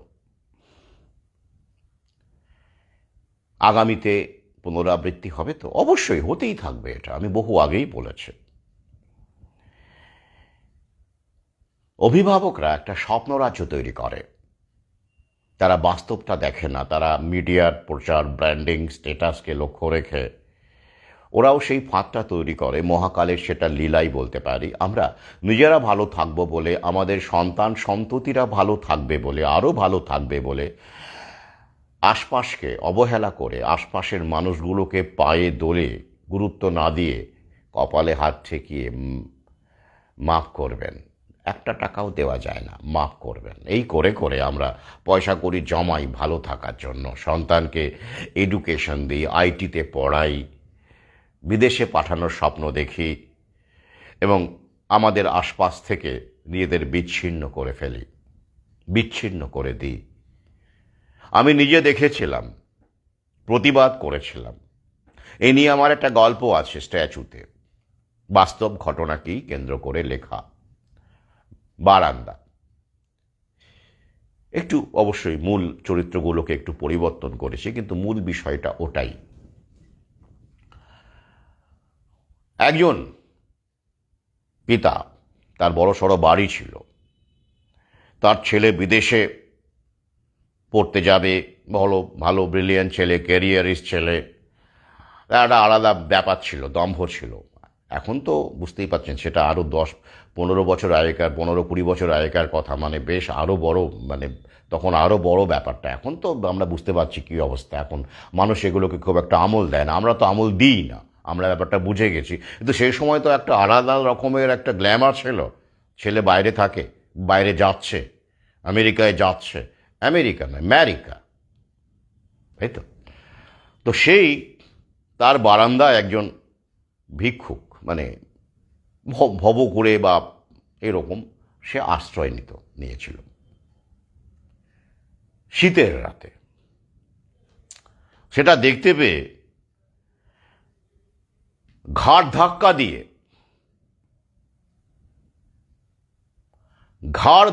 দিয়ে তাকে তাড়ানো হয়। কারণ ওই সামান্য বারান্দাতে, বাইরের বারান্দা, রাস্তার ধারে বারান্দা, সেখানেও এটি ভিক্ষুক বা ভবঘুরের আশ্রয় হিসেবে মেনে নেওয়া যায় না। এতটাই নীচ হীন মানসিকতা, সবার নয়, উল্লেখযোগ্য সংখ্যক মানুষের এটা আছে। তো এই যে ঘাড় ধাক্কা, সেটা এবার এদের সন্তান সন্ততিরা পাচ্ছে। আমি জানি না এই 700 জন মাইসোর ট্রেনিং সেন্টারের 700 জন ফ্রেশারকে বাউন্সার দিয়ে, ঘাড় ধাক্কা দিয়ে বের করে দেওয়া হয়েছে কোম্পানি থেকে, নারায়ণ মূর্তি ইনফোসিস থেকে। তাদের পিতামাতারা কেমন ছিলেন আমি জানি না, বা কেমন তা আমি জানি না, তবে অনুমান করে দিতে পারি কিছু ব্যতিক্রম ছাড়া সবাই এই ক্যারিয়ারের সন্তান সন্ততি লালন করতেই সুখী পিতামাতা বলে মনে করেন নিজেদেরকে। এটাই বাস্তব। ঈশ্বর পাটনির মোর সন্তান, আমার সন্তান যেন থাকে দুধে ভাতে, এটা খুব স্বাভাবিক, একটু স্বাচ্ছল্য। সেটাই এখন হয়ে গেছে, আমার সন্তান যেন থাকে ডলারে ইউরোতে, ডলার ইউরো আর কি, টাকাতেও চলে না। লাইফস্টাইল, দুধ ভাত নয়, দুধ ভাত তো একটা সাধারণ প্রত্যাশা, সেই অর্থেই বলা হয়েছে সেখানে। অসাধারণ ব্র্যান্ডেড প্রত্যাশা হিসেবে আমার সন্তান যেন দুধে ভাতে বলা হয়নি সেখানে। তো সেইটাকে অতিক্রম করে এখন মানুষ এতটাই স্বার্থপর, কেরিয়ারিস্ট হয়ে গেছে, তারা নিজের জীবনে তারা এটাকেই জীবনের একমাত্র লক্ষ্য বলে মনে করে। তো সেইখানে কি হয়, ঘাড় ধাক্কা যখন আপনি দেবেন, আনকালচার্ড মনে করে, গরিব মনে করে, দরিদ্র মনে করে, তাহলে আপনার সন্তান সন্ততিকেও মহাকাল তাদের জন্য ঘাড় ধাক্কা রেডি করে রেখেছে। এটা মানসিকতার প্রশ্ন। আমি কিন্তু নারায়ণ মূর্তির ঘাত ধাক্কাকে সমর্থন করছি না। আমি বলতে চাইছি, যাদের সন্তান সন্ততিরা এখন ঘাত ধাক্কা খাচ্ছেন, আগামীতে খাবেন, আরও বেশি করে খাবেন, তারাও কোনো না কোনো সময়ে বিভিন্ন রকমভাবে গরিব মানুষকে, বঞ্চিত মানুষকে, শোষিত মানুষকে ঘাড় ধাক্কা দিয়েছেন। কথা দিয়ে, হয়তো আঙুল দিয়ে না দিলেও কথা দিয়ে দিয়েছেন, আচরণে দিয়েছেন, হাবভাবে বুঝিয়ে দিয়েছেন। তো ঘাড় ধাক্কা তো খেতেই হবে, এটাও একটা মহাকালের লীলা। কি ঘটেছে দেখে নিই আমরা। 2022 সালের পাস আউট কিছু সফটওয়্যার ইঞ্জিনিয়ারই বলা হয়, যদিও প্রথম বিশ্বের দেশগুলো এদেরকে সফটওয়্যার কুলি বলে আর কি, কিছু মনে করবেন না, যাই হোক বলে আর কি, এটা আমি জানি। তো এই জন্য ওই কুলির মতো আচরণ, ওই যে কুলি বলে আমরা যাদেরকে ওই অবজ্ঞা তুচ্ছতাচ্ছিল্য করি, ওই রকমই আর কি ব্যাপারটা হয়ে গেল না। তো এরা মাইসোর ট্রেনিং সেন্টারে, মানে এদের সঙ্গে সঙ্গে, মানে 2022 সালে ওদেরকে প্লেসমেন্টের হওয়ার কথা ছিল, তখন হয়নি, ঝুলিয়ে রাখা হয়েছিল। কারণ ওই যে বুঝতেই পারছেন, এখন তো রিক্রুটমেন্ট কোথায়, ফ্রেশার রিক্রুটমেন্ট কোথায়, যতটুকু হচ্ছে এরকমই হচ্ছে। কি এটা ইনফোসিস বলে খবর হয়েছে, ছোটোখাটো আইটি ফার্মগুলোতে কি খবর হবে? কত চোখের জল, কত আত্মহত্যা আমরা জানতেই পারছি না। তো তারপরে তাদেরকে বলা হয় যে ঠিক আছে, এইবার জয়েন করা যাবে, কিন্তু সেটা একটা সামান্য পারিশ্রমিকের বিনিময়ে, অর্থাৎ অ্যাবজর্ব করা হলো না, ঝুলিয়ে রাখা হলো এই প্রতিশ্রুতি দিয়ে যে অ্যাবজর্ব করা হবে যথাসময়ে। 6 মাস তারা সামান্য পারিশ্রমিকের বিনিময়ে তাদেরকে খাটানো হলো, 6 মান্থস খাটানো হলো। তারপরে তাদেরকে বাউন্সার দিয়ে, সিকিউরিটি গার্ড দিয়ে, যখন তারা বেরিয়েতে চাইছিল না, তাদেরকে ঘাত ধাক্কা দিয়ে বের করে দেওয়া হলো। উন্নয়নের মডেল, ডিজিটাল উন্নয়নের মডেল নারায়ণ মূর্তি, যিনি কিছুদিন আগেই 70 ঘন্টা কাজের আহ্বান জানিয়েছিলেন, কেন, এটা নিয়ে আমার ভিন্ন ভিডিও আছে, কি 70 ঘন্টা সপ্তাহে, কেন? উদ্দেশ্য একটাই, শোষণ, এক্সপ্লয়টেশন। মানুষকে যতটা পারো নিংড়ে নাও, অর্থাৎ যত সম্ভব কম কর্মচারী রেখে নিংড়ে নাও, আর বাকি কাজ তো এআই করে দেবে, রোবোটিক্স করে দেবে, মেশিন লার্নিং করে দেবে, এটাই পলিসি। দান ধ্যান করে বিলিয়নিয়ার হওয়া টাটার স্বরূপ আমরা জেনে গেছি। করোনা কালে যেভাবে ভ্যাকসিন গোঁজা হয়েছিল, টাটা, রতন টাটা ওদেরকে কাছে দেবতা, ওগুলো বাইরের মিডিয়ার প্রচার। দান ধ্যান করে বিলিয়নিয়ার হওয়া যায় না। বিলিয়নিয়ার হতে গেলে মূল বিষয়টা হলো শোষণ, এক্সপ্লয়টেশন। আপনি যত সিস্টেমেটিক ওয়েতে, যত ইনফ্লুয়েন্সিয়াল পাওয়ারকে সঙ্গে নিয়ে এক্সপ্লয়টেশনটাকে সিস্টেমেটিক করতে পারবেন, অল পারভেডিং করতে পারবেন, স্প্রেড করতে পারবেন, আনাচে কানাচে ঢুকিয়ে দিতে পারবেন, তত আপনি বিলিয়নিয়ার, তত বেশি করে বিলিয়নিয়ার হবেন। দান ধ্যান করে বিলিয়নিয়ার হওয়া যায় না, দান ধ্যান করে ফতুর হতে হয়। হর্ষবর্ধনের কাহিনী জানেন না? তো যাই হোক, শুধু হর্ষবর্ধন কেন, আমি তো রাজার কথা বললাম, তাকে নিয়ে অনেক কাহিনী আছে, কিন্তু আশপাশেও দেখবেন এরকম মানুষ বিলিয়ে দিয়ে দেওয়ার পরে কত বিলিয়নিয়ার হয়? হয় না। ওটা দেখানো, মানবতার নাম করে কিছু এঁটো কাটা ছুঁড়ে দেওয়া, ছুঁড়ে দিয়ে মানুষকে বিভ্রান্ত করে একটা দেবতার মতো মূর্তি বানিয়ে হত্যালীলাগুলো, রক্তগুলো, দুর্গন্ধগুলোকে কার্পেট চাপা দিতে হয়, আর কার্পেটটাকে খুব সুন্দর করতে হয়, দারুণ পারস্যের গালিচা, তার তলায় পুঁতিগন্ধময় ক্লেদ। এটা আমরা দেখেছি। সেটা উনি কেন, যে কোনো বিলিয়নিয়ার, যে কোনো ইন্ডাস্ট্রিয়ালিস্ট, এটা করতেই হয় তাদেরকে। এটা অবশ্য মহাকালের প্রক্রিয়া, আমরাও তাদের সঙ্গে আছি, আমরাও গেটো কাটা পাই, আমরাও খুশি হই, এই সিস্টেমটা তো তাই। কাউকে আমি দোষ দিচ্ছি না, কিন্তু এটা বাস্তবতা। তো এবার নারায়ণ মূর্তি, তিনিও একটা মডেল, ইনফোসিস একটা বিশাল বড় ঘটনা আমাদের দেশে, এবং উন্নয়নের মডেল প্রতিষ্ঠিত করার নাম করে এরা সস্তায় জমি টমি পেয়ে যান, সেটা আপনারা জানেন। আপনি একটা জমি কিনতে যান, এক খণ্ড কত দাম নেবে দেখবেন। আর এখন আবার ফার্মা কোম্পানির ব্যাপারে অনেক সুবিধে আছে, জানেন তো। আপনি একটা হসপিটাল করে একটা রিসার্চ লিখে দিন, অমুক হসপিটাল অ্যান্ড রিসার্চ সেন্টার, অমুক হসপিটাল অ্যান্ড রিসার্চ সেন্টার, ব্যাস 1 টাকায় জমি পেয়ে যেতে পারেন। 1 টাকা, 2 টাকা, 10 টাকা, 101 টাকায় জমি পেয়ে যেতে পারেন।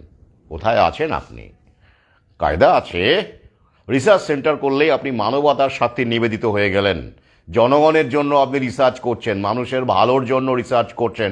এসব আইন ওরাই বানিয়ে রেখেছে, আটঘাট ওরাই বানিয়ে রেখেছে। জলের দরে জমি, সেটা নিয়ে হলো, তারপরে এবারে ব্যবসা করো, চুটিয়ে ব্যবসা করো, আর বেসরকারিকরণ তো চলছেই। তাহলে এবার দেখুন, আমার এডুকেশন সেন্টার ছিল, আপনারা জানেন, গুগলে সার্চ করলে এখনও পেয়ে যাবেন, লাহা স্কুল অফ কম্পিটিশন। আমি বিষয়গুলো খুব কাছ থেকে দেখেছি, ঘেন্না হয়েছে, আমি পারিনি কন্টিনিউ করতে, ছেড়ে দিয়েছি উপলব্ধি জায়গা থেকে।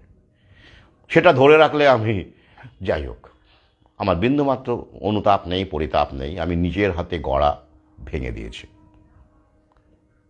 কারণ এই ব্যাপারগুলো আমি খুব কাছ থেকে দেখেছি, কিভাবে পণ্য করা হয় মানুষকে, কিভাবে পণ্য করা হয়। 2-1টি ঘটনা আমি আপনাদের সঙ্গে শেয়ার করে নিয়েছি, আজকে আরও একটি ঘটনা শেয়ার করব।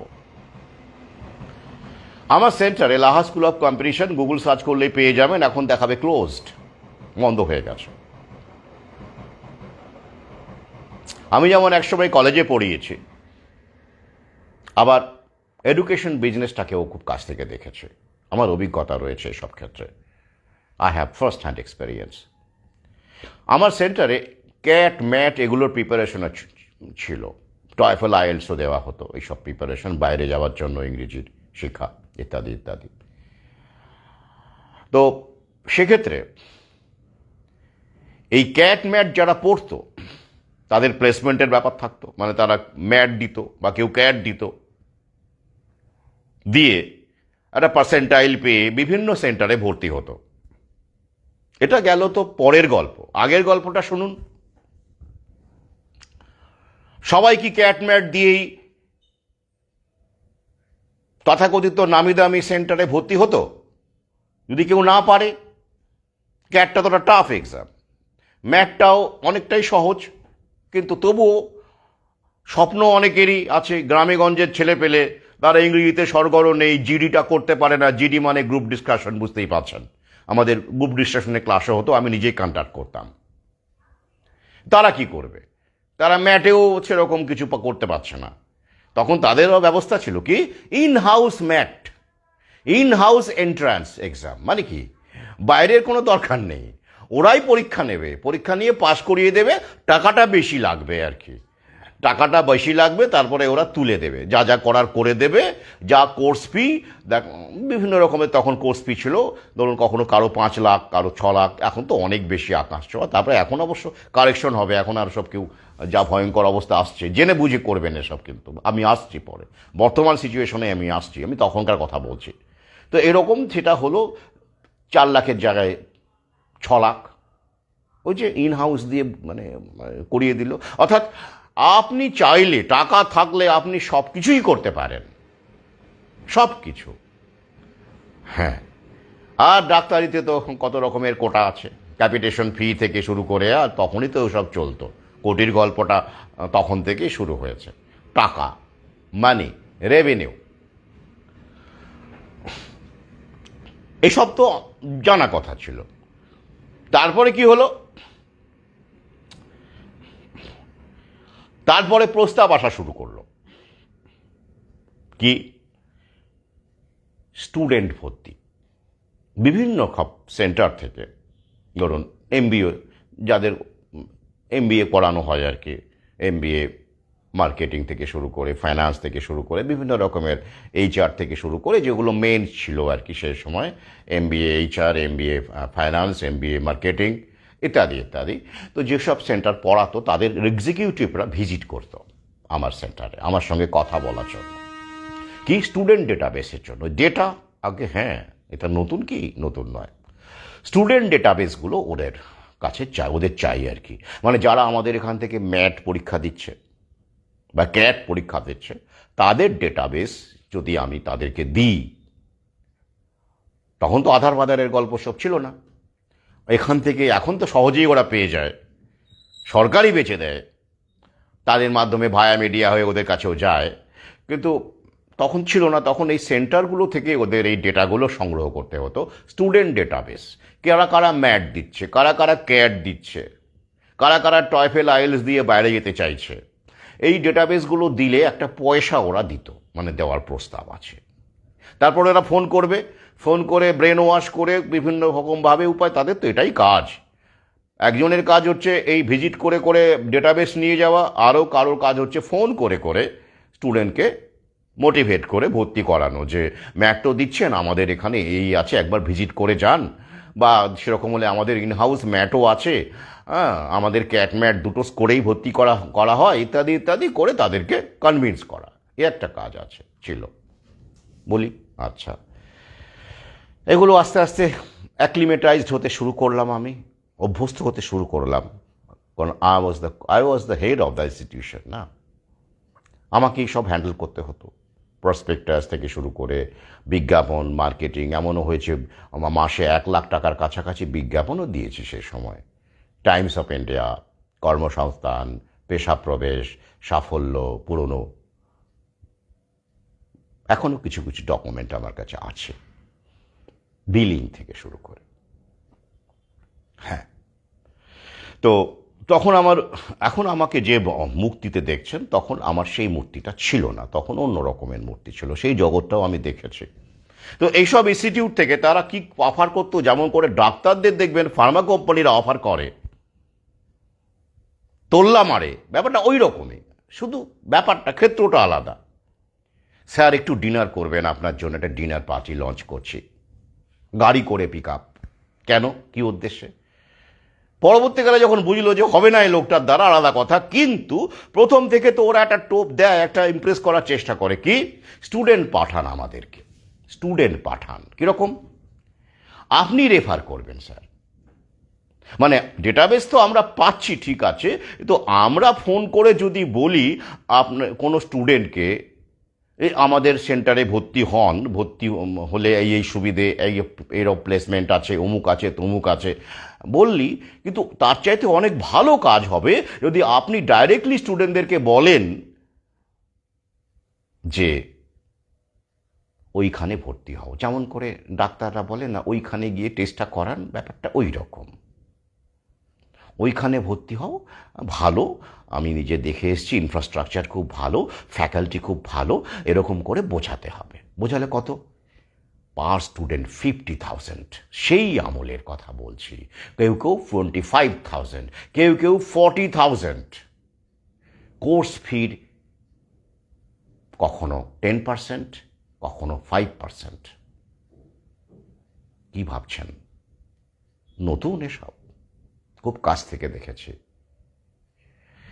I observe all of these from a close distance. বড় বড় হোটেল, রোশনাই, ব্র্যান্ডিং, ফরেন লিকার, নট মানে ফরেন লিকার তখন সবই না তা নয়, বাইরের একেবারে খাঁটি কি জগৎ! যে জগতের লোভে এখনো স্বপ্ন দেখেন, যে জগতের স্বপ্নের জগৎ, স্ট্যাটাসের জগৎ, সেটাকে আমি দেখে পদাঘাত করে গ্রামে গঞ্জের মেঠো পথ মানুষ চেতনা বিস্তারকেই বেছে নিয়েছি।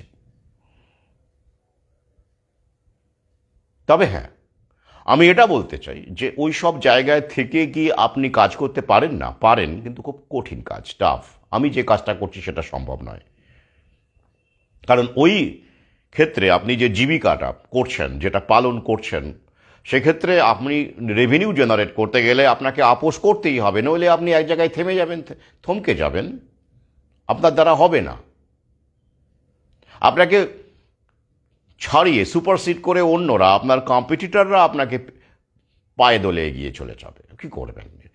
It's a dog it dog world, যেখানে নলেজ, জ্ঞান এগুলো বড় কথা নয়। বড় কথা হচ্ছে মার্কেটিং, বড় কথা হচ্ছে রেভিনিউ। অনেকে মনে করে স্যুট কোট পরলাম, দারুণ, একটা ভালো একটা টাই নিলাম, নিয়ে একটা এক্সিকিউটিভ ব্লেজার পরলাম, পরে গটগট করে গেলাম, আমার ইন্টারভিউ হলো, আমাকে দারুণ, আমি ইংরেজিতে কথা বললাম, আমার সফট স্কিলসগুলো দারুণ, ওরা ইমপ্রেস হলো, great, you have great soft skills guy, okay, খুশি হলো, আপনার নিয়োগ হয়ে গেল, আপনি অ্যাপয়েন্টমেন্ট লেটার পেলেন, খুব খুশি। আপনি ভাবছেন এটাই মনে হয়, এভাবেই মনে হয় কর্পোরেট ওয়ার্ল্ড চলে। ব্যাপারটা তা নয়। এবার ধরুন, আপনি যদি আপনার এই গেট আপ, আপনার অ্যাপিয়ারেন্স নিয়ে, আপনার ব্লেজার নিয়ে, আপনার এক্সিকিউটিভ স্যুট নিয়ে যদি আপনি দিনের শেষে বা মাসের শেষে টার্গেটটা রিচ করতে না পারেন, একটা লুঙ্গি পরা লোক যদি কোনোভাবে, লুঙ্গি পরা অশিক্ষিত লোক, ধরুন আদৌ ইংরেজি বলতে পারে না, কিন্তু তার পলিটিক্যাল ক্লাউট আছে, বা ধরুন এরকম তো অনেক নেতাই আমরা জানি আছে বা কিছু আছে, তো সেইটা দিয়ে সে যদি ওই 10টা ছাত্র ভর্তি করিয়ে দেয় বা 100টা ছাত্র ভর্তি করিয়ে দেয় সেই সেন্টারে, লাখ কোটি রেভিনিউ দিয়ে দেয়, জেনারেট করতে হেল্প করে দেয়, তাহলে সেই লুঙ্গি পরা অশিক্ষিত লোকটাকে ওরা ম্যানেজিং ডাইরেক্টর সিট থেকে বলবে, আসুন বসুন স্যার, বসুন, দিস ইজ রিয়ালিটি, এগুলো কিচ্ছু নয়।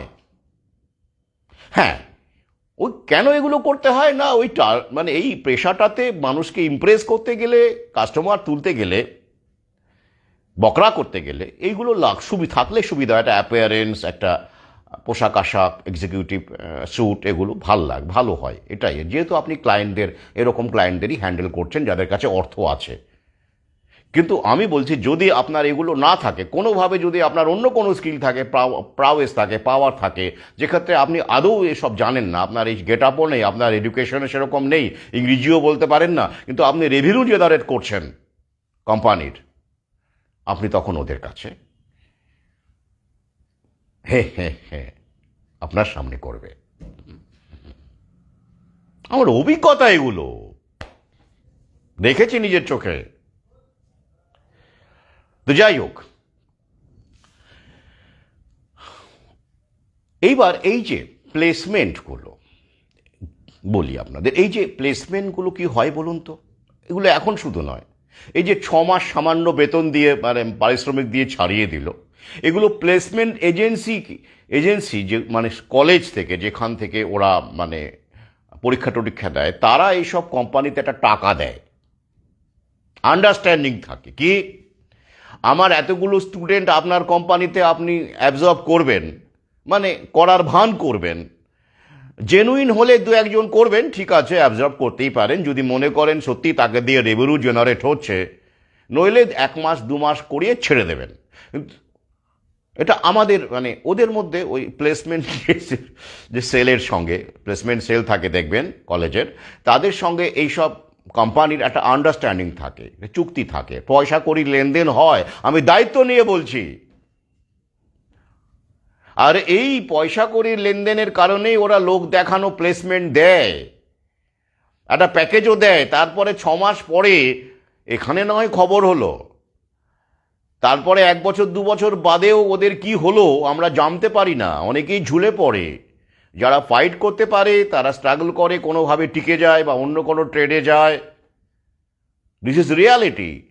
ওই যখন প্যাকেজটা দেবে ওরা তখন দারুণ করে খবর করবে যে এত আমার ইনস্টিটিউটের এতজন স্টুডেন্ট, 40 জন স্টুডেন্ট পার Anam 5 lakhs, 6 lakhs, 10 lakhs, 20 lakhs বিভিন্ন রকমের প্যাকেজে ওরা পেয়েছে। এতজন এত লাখ এত পেলো, এতজন এত পেলো, দারুণ বিজ্ঞাপন হবে, সেটা আবার ছাপাও হবে। তারপরে কি হলো সেটা কিন্তু আপনি আর ট্র্যাক করতে পারবেন না।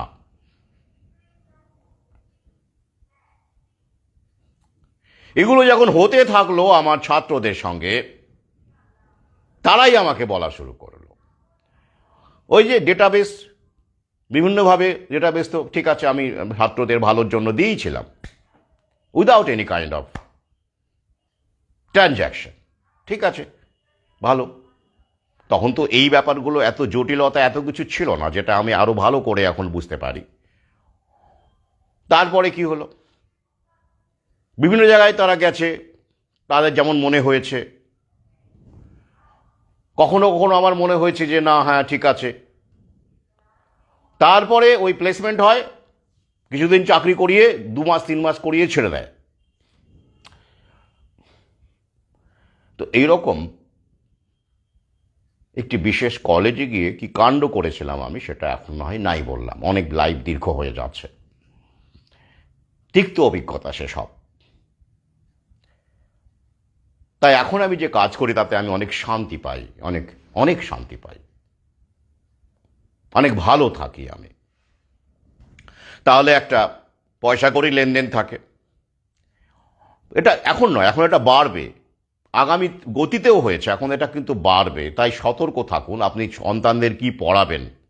আচ্ছা বলুন তো এটা কেন হচ্ছে, প্রথমে বলুন এটা বাড়ছে কেন। ইনফোসিসের মতো একটা জায়গা, স্বাভাবিকভাবেই বহু আগেই আপনারা জানেন এআই, মেশিন লার্নিং, রোবোটিক্সের ক্ষেত্রে ম্যান পাওয়ার ওদের অত্যন্ত কম লাগবে এখন। কিন্তু ওই সেন্টারগুলোকে তো টিকিয়ে রাখতে হবে কম বেশি, তাই প্লেসমেন্টের নাম করে ওরা এগুলো কিছুদিন আরও চলবে। তবে আস্তে আস্তে মানুষও বুঝতে পারবে কারেকশনস হচ্ছে। তো কেন এটা হচ্ছে দেখবেন স্কুলগুলোতেও স্থায়ী কর্মচারী যারা আগে থেকে আছে শিক্ষক, তাদেরকে কিন্তু ছাঁটাই করা হচ্ছে না। প্যানেল নিয়ে গণ্ডগোল হচ্ছে, কিন্তু আমি বলেছি যে আলটিমেটলি পুরনো যারা শিক্ষক তাদেরকে রেখে, পলিসিটা হচ্ছে পুরনোদের রেখে নতুন রিক্রুটমেন্ট বন্ধ করা। সেটা এখানেও তাই হচ্ছে। দেখুন ইনফোসিসে কি হলো, ডিভাইড অ্যান্ড রুল খেলা আর কি। রুল 700 জনকে ছাড়ানো হলো, কিন্তু আগেকার যারা পুরনো স্টাফ তাদের কি ছাড়ানো হলো? হলো না, অন্তত এখন হলো না। যখন হবে তখন দেখা যাবে। একসঙ্গে হলে তাহলে তো মুশকিল, তাহলে তো আবার উভয় পক্ষ মিলিয়ে একটা লড়াই আন্দোলন করতে পারত। তাহলে কি হলো, ওই যে আমরা সবসময় বলি কাক কাকের মাংস খায় না, কিন্তু আমরা আমাদের মাংস খাই। খাই কিনা জানি না, কিন্তু মানুষ মানুষের মাংস খায়। কি আমাদের তো কিছু নয়, ফ্রেশার ওরা দূর। বাকিরা কেউ প্রতিবাদ করেছে আমার জানা নেই। ইনফোসিসে যে আরও যে স্টাফ আছে, যারা কর্মচারী পার্মানেন্ট পেরোলে আছে, যারা যারা অ্যাবজর্বড হয়েছে আগেই, তো তারা কি এই কর্মকাণ্ডের প্রতিবাদে কিছু করেছে? তাদের পাশে সহমর্মিতা জানিয়েছে? ম্যানেজমেন্টের বিরুদ্ধে সোচ্চার হয়েছে? আমার জানা নেই। কারণ কি ওই যে ডিভাইড অ্যান্ড রুল, যেটা আমরা সর্বক্ষেত্রে দেখতে পাই। আমি তো বাঁচি, কি দরকার ঝামেলা নিয়ে, কি দরকার ঝামেলা নিয়ে। এই করে করেই তো আমরা আমাদের কবরটাকে আরো গভীর আরো গভীর আরো গভীর করছি। এবার ভাবুন, এই যে যারা 2022 সালে পাস আউট করেছিল, করে তারা অপেক্ষা করছিল অ্যাবজর্বড হওয়ার জন্য, তার 6 মাস কাজ করিয়ে তাদের বিদায় করা হলো। এরা কি নিয়ে পড়াশোনা করেছিল? ধরুন আইটি ক্ষেত্রেই ছিল, কি নিয়ে পড়াশোনা করেছিল? একটু ভাবলেই বুঝবেন যে বিষয় নিয়ে এরা পড়াশোনা করেছিল সেটা এখন আর কাজে লাগবে না, সেটা এখন ব্যাকডেটেড হয়ে গেছে। আইটি ক্ষেত্রেও দেখবেন প্রতিদিন প্রতি মুহূর্তে আপডেট হচ্ছে, কোর্স আপডেট হচ্ছে, প্রয়োজনীয়তা আপডেট হচ্ছে, সফটওয়্যার আপডেট হচ্ছে। তাই আপনি যত বড়ই হনু হন না কেন, আপনি যদি আপডেটেড না হন, আপনার স্কিল যদি আপডেটেড না থাকে এই ক্ষেত্রে বা এখন সব ক্ষেত্রেই, আপনি সার্ভাইভ করতে পারবেন না। আপনাকে ওরা ঘাড় ধাক্কা দিয়ে বের করে দেবে। কাউকে কাউকে যাদের দক্ষতা আছে তারা মনে করে তাদেরকে সুযোগ দিতে পারে, আলাদা কথা, সময় দিতে পারে, এটা শিখে নাও ওটা শিখে নাও, কিন্তু সে ধৈর্য ওদের নেই, কারণ ওরা তো এআই দিয়ে পেয়ে গেছে, রোবোটিক্স পেয়ে গেছে। এই যেমন ধরুন আগেকার যারা আইটি নিয়ে পড়াশোনা করেছে তারা যে বিষয়গুলো পড়েছে তার মধ্যে কি রস ছিল? রোবোটিক্স অপারেটিং সিস্টেম ছিল না, গেজেবো ছিল না, গেজেবেও ছিল না, যেগুলো এখন মেশিন লার্নিং, রোবোটিক্স ইত্যাদি ক্ষেত্রে যে সফটওয়্যারগুলো এখন প্রয়োজনীয়, যার অপারেট করা, যেগুলো শেখা যার প্রয়োজনীয়, তার মধ্যে এগুলো আছে, রস আছে, ম্যাটল্যাব আছে, গেজেবেও আছে। তো এরা কি সেই বিষয়গুলো জেনেছিল, সেগুলো করে এসেছিল? আমার তো মনে হয় না। কারণ 2022-এ যদি তারা পাস আউট হয়, সেই সময়কার যে কারিকুলাম ছিল আইটির ক্ষেত্রে তারা সেগুলোই করেছে। ঠিক এখন যেমন অন্য ক্ষেত্রে দেখবেন এই যে স্কুলগুলোতে নতুন করে কেন আর শিক্ষক নিয়োগ হচ্ছে না, কারণ এখন যে সিলেবাস আসবে, যা বিষয় আসবে, প্লাস বেসরকারিকরণ, এসব মিলিয়ে এই যে যারা সব মাস্টার ডিগ্রি করে বসে আছে, বিভিন্ন বিষয়ে বিএড করে বসে আছে, তাদের দরকারই পড়বে না। 1 নম্বর এত লোক লাগবে না, 2 নম্বর তাদের স্কিলটা আউটডেটেড হয়ে গেছে, ব্যাকডেটেড হয়ে গেছে, আর লাগবে না সেই স্কিল। বোঝাতে পেরেছি? তো এই কারণে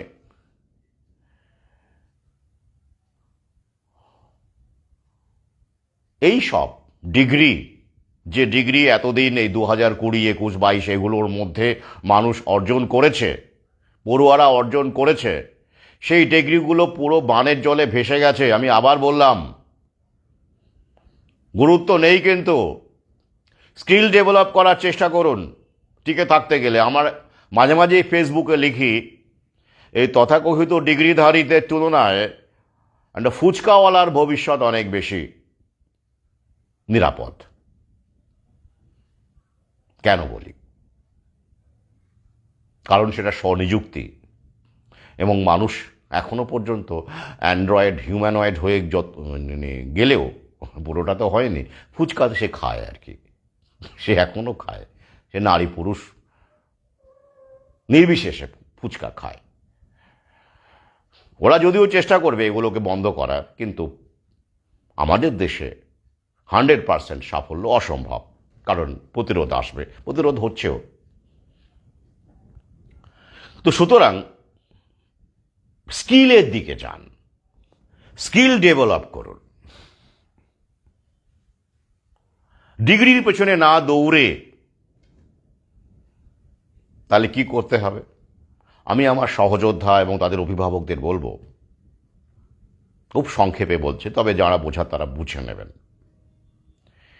সন্তানের পড়াশোনার পেছনে একটা স্বাভাবিক খরচা করুন, হোম স্কুলিং করুন, বাড়ির স্কুলে পড়ান, কিন্তু বাড়িতে এবং সাইডে স্কিল ডেভেলপমেন্টের দিকে নজর দিন। সেটা ছোটোখাটো কাজ হতে পারে, মোবাইল রিপেয়ারিং বা যে কোনো কাজ যেটা স্কিল, অর্থাৎ আমি বলতে চাইছি সেটা টেলর হতে পারে, ফ্যাশন ডিজাইনিং হতে পারে, যেগুলোর চাহিদা থাকবে আগামীতে। মানুষ জামা কাপড় তো পরবেই, খাবেও অবশেষে, না খেয়ে থাকবে কোথায়? খেতেই হবে। ব্রেন চিপ লাগালেও মানুষের খিদে তো পাবে। অর্থাৎ যেগুলো basic necessity, basic amenities, plumbing, electricity, robot এসে ইলেকট্রিসিটি আপনার বাল্ব লাগাবে না, ফিউজ লাগাবে না, মানুষকেই লাগাতে হবে। এই ধরনের কাজ, কনস্ট্রাকশন,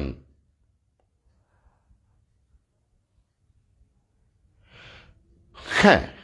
এবার যদি আপনি টপ লেভেলের এই যে কোর্সগুলো বললাম, রস থেকে শুরু করে ম্যাটল্যাব, এই বিভিন্ন রকমের সফটওয়্যার যেগুলো ফিড করে আর কি, এআইকে ফিড করে, সেই লেভেলে যদি আপনি সন্তানকে পাঠাতে চান, ইভলভ করছে, কিন্তু বাজারটা ইভলভ করছে, সতর্ক নজর রাখুন, কারণ আপনাদের পড়ুয়ারা এখন দেখা গেল হয়তো কেউ ক্লাস 6-এ পড়ে, ক্লাস 7-এ পড়ে, ক্লাস 8-এ পড়ে, তো তখন এখন থেকেই ব্যাপারগুলো পরিষ্কার হবে না, কারণ বাজারে কারেকশনস ঘটছে, একটা ওঠানামা রিসার্চ চলছে। তো আপনাদের সময়ে ব্যাপারটা অনেকটাই পরিষ্কার হয়ে যাবে। তা এখন ব্যাপারটা খুব একটা জগঝম্প অবস্থা আর কি, মানে হচপচ অবস্থা। ওরাও ঠিক জানে না কোন দিকে আমাদের নিয়ে যাচ্ছে। ওদের একটা অবশ্যই ভিশন আছে, কিন্তু ওরাও অ্যাকচুয়ালি এই জায়নিক শক্তি বলুন, কর্পোরেট বলুন, তারাও একটা দুশ্চিন্তার মধ্যে আছে যে কি করে এই আফিফালটা সামলাবে। কারণ আগামীতে তো সে অর্থে কোনো রিক্রুটমেন্ট হবে না, ভয়ঙ্কর অবস্থা। কর্পোরেট সেক্টরেও বলুন আর সরকারি ক্ষেত্রেও বলুন, এই ভাতার অ্যাম্বিটটাকে ওরা বাড়াবে। ইতিমধ্যেই দেখবেন রাজনৈতিক দলেও প্রস্তাব দিয়েছে, মার্ক্সবাদী রাজনৈতিক দলও প্রস্তাব দিয়েছে যে বেকার ডিগ্রিধারী শিক্ষিত বেকারদের 5,000 টাকা করে দেওয়া হোক ভাতা, অর্থাৎ জব তো নেই, সেটা বোঝাই যাচ্ছে। তো এইভাবে কি জীবন চলবে? সুতরাং ওরাও একটা ভয়ে আছে, একটা অশান্তিতে আছে, যে যাতে করে কোনো রকম আফিবাল বা কোনো রকমের একটা বিক্ষোভ না ঘটে। আর তার জন্যই রিল থেকে শুরু করে, বিনোদন থেকে শুরু করে, ধর্ম, এই যে হিন্দু রাষ্ট্রের গল্প, ওদিকে হিন্দু মুসলমান, এদিকে আবার ওইদিকে ধানমন্ডিতে বাড়ি ভাঙছে, সেটা নিয়ে লোকজন কত উচ্ছ্বসিত। কার আবার ইলেকট্রিক চেয়ার নাকি পাওয়া গেছে হাসিনার বাড়িতে, সে নাকি তো টর্চার করে মারত লোকজনকে, অথচ তারা যে ভৌ ভৌ মুজেল কত লোক মরে যাচ্ছে সেগুলোকে মানে ঢাকা দেওয়া আর কি, সেগুলো মানুষ কেউ প্রশ্নই করছে না। ওই যে রাজনৈতিক দলের মধ্যে, দলাদলির মধ্যে, ধর্মের মধ্যে মানুষকে আটকে দেওয়া, সেটা আমি বহু আগেই বলেছি। তো এইভাবে ওরা বিক্ষোভটাকে, ওই একতাটাকে আটকে রেখেছে। জানে মানুষ ঐক্যবদ্ধ হলে, হিন্দু মুসলমান ঐক্যবদ্ধ হলে জায়নিক শক্তির বিপদ, সমূহ বিপদ, মারধর খেয়ে পালানোর পথ পাবে না। কিন্তু ওই পর্যন্ত পৌঁছতে গেলে যে একতা লাগে সেটা আমাদের নেই। আর সবচেয়ে বড় কথা, ওরা আমাদেরকে দিয়ে আমাদেরকে শোষণ করাচ্ছে। ডাইরেক্টলি আপনি কি বিল গেটসকে দেখতে পাচ্ছেন? বিল গেটস আপনাকে ভ্যাকসিন গুঁজে দিচ্ছে না, আশাকর্মীরা বা স্বাস্থ্যকর্মীরা আপনাকে ভ্যাকসিন গুঁজে দিচ্ছে, অর্থাৎ আমাদেরকেই আমাদের বিরুদ্ধে লড়িয়ে দিচ্ছে। তো কি করে করবেন? অর্থাৎ চেতনা বিস্তার ছাড়া আর কোনো পথ নেই। কারণ আপনি কাকে মারবেন? নিজের লোককেই তো মারতে হবে। আপনার বাড়িতেই দেখা গেল কেউ, আপনার স্ত্রী স্বাস্থ্যকর্মী, এরকম অনেকেই আছে আমাদের সহযোদ্ধাদের মধ্যে, স্ত্রী স্বাস্থ্যকর্মী। তো কি স্ত্রীকে হত্যা করবে প্রতিবাদ করতে গিয়ে? তাহলে কি করতে হবে? চেতনা বিস্তার করতে হবে। এটা কিন্তু মহাকালের প্রক্রিয়া। এই প্রক্রিয়া আমি বারবার বলেছি, করোনা সহযোদ্ধারাও একমত, pandemic is a blessing to us. সাপে বর, আমরা অনেক কিছু জানতে পারছি, প্রশ্ন করছি, ভাবছি, গভীরে যেতে পারছি। তাই এই সুযোগটা আমাদের কাজে লাগাতে হবে। তাহলে নামি দামি ইংলিশ মিডিয়ামে লক্ষ টাকা ডোনেশন দিয়ে ছেলে মেয়েকে পড়াবেন না, পুরোটাই জলে যাবে। কারণ আপনি যত নামি দামি জায়গাতেই পড়ান না কেন, আপনার কানেকশনস নেই। আপনার বিলিয়নিয়ারদের সঙ্গে বা তাদের টপ লেভেলের কোনো হঞ্চর সঙ্গে আপনার কিন্তু কোনো কানেকশন নেই। রেকমেন্ডেশনের যুগ আসছে সামনে। কোটা তো উঠে যাবে, দেখবেন ওবিসিকে কেন্দ্র করে দেখবেন আসলে নিয়োগ প্রক্রিয়াকে বন্ধ করার জন্যই ওবিসি সার্টিফিকেট নিয়ে অনেক গণ্ডগোল হচ্ছে। এগুলো সব পরিকল্পিত, আমি আগেই বলেছি। তো কর্পোরেটের ক্ষেত্রে কিন্তু ওই কোটা, এসসি এসটি এগুলো থাকবে না। এতে করে অনেকেই আনন্দিত হচ্ছে, বা একদিক থেকে তো অবশ্যই ভালো, সেভাবে দেখতে গেলে যোগ্যতার মূল্যায়ন হচ্ছে, মেরিট বেসড, মেরিটোক্রেসি হচ্ছে। এটা নিয়ে আমি ভিন্ন লাইভ করব।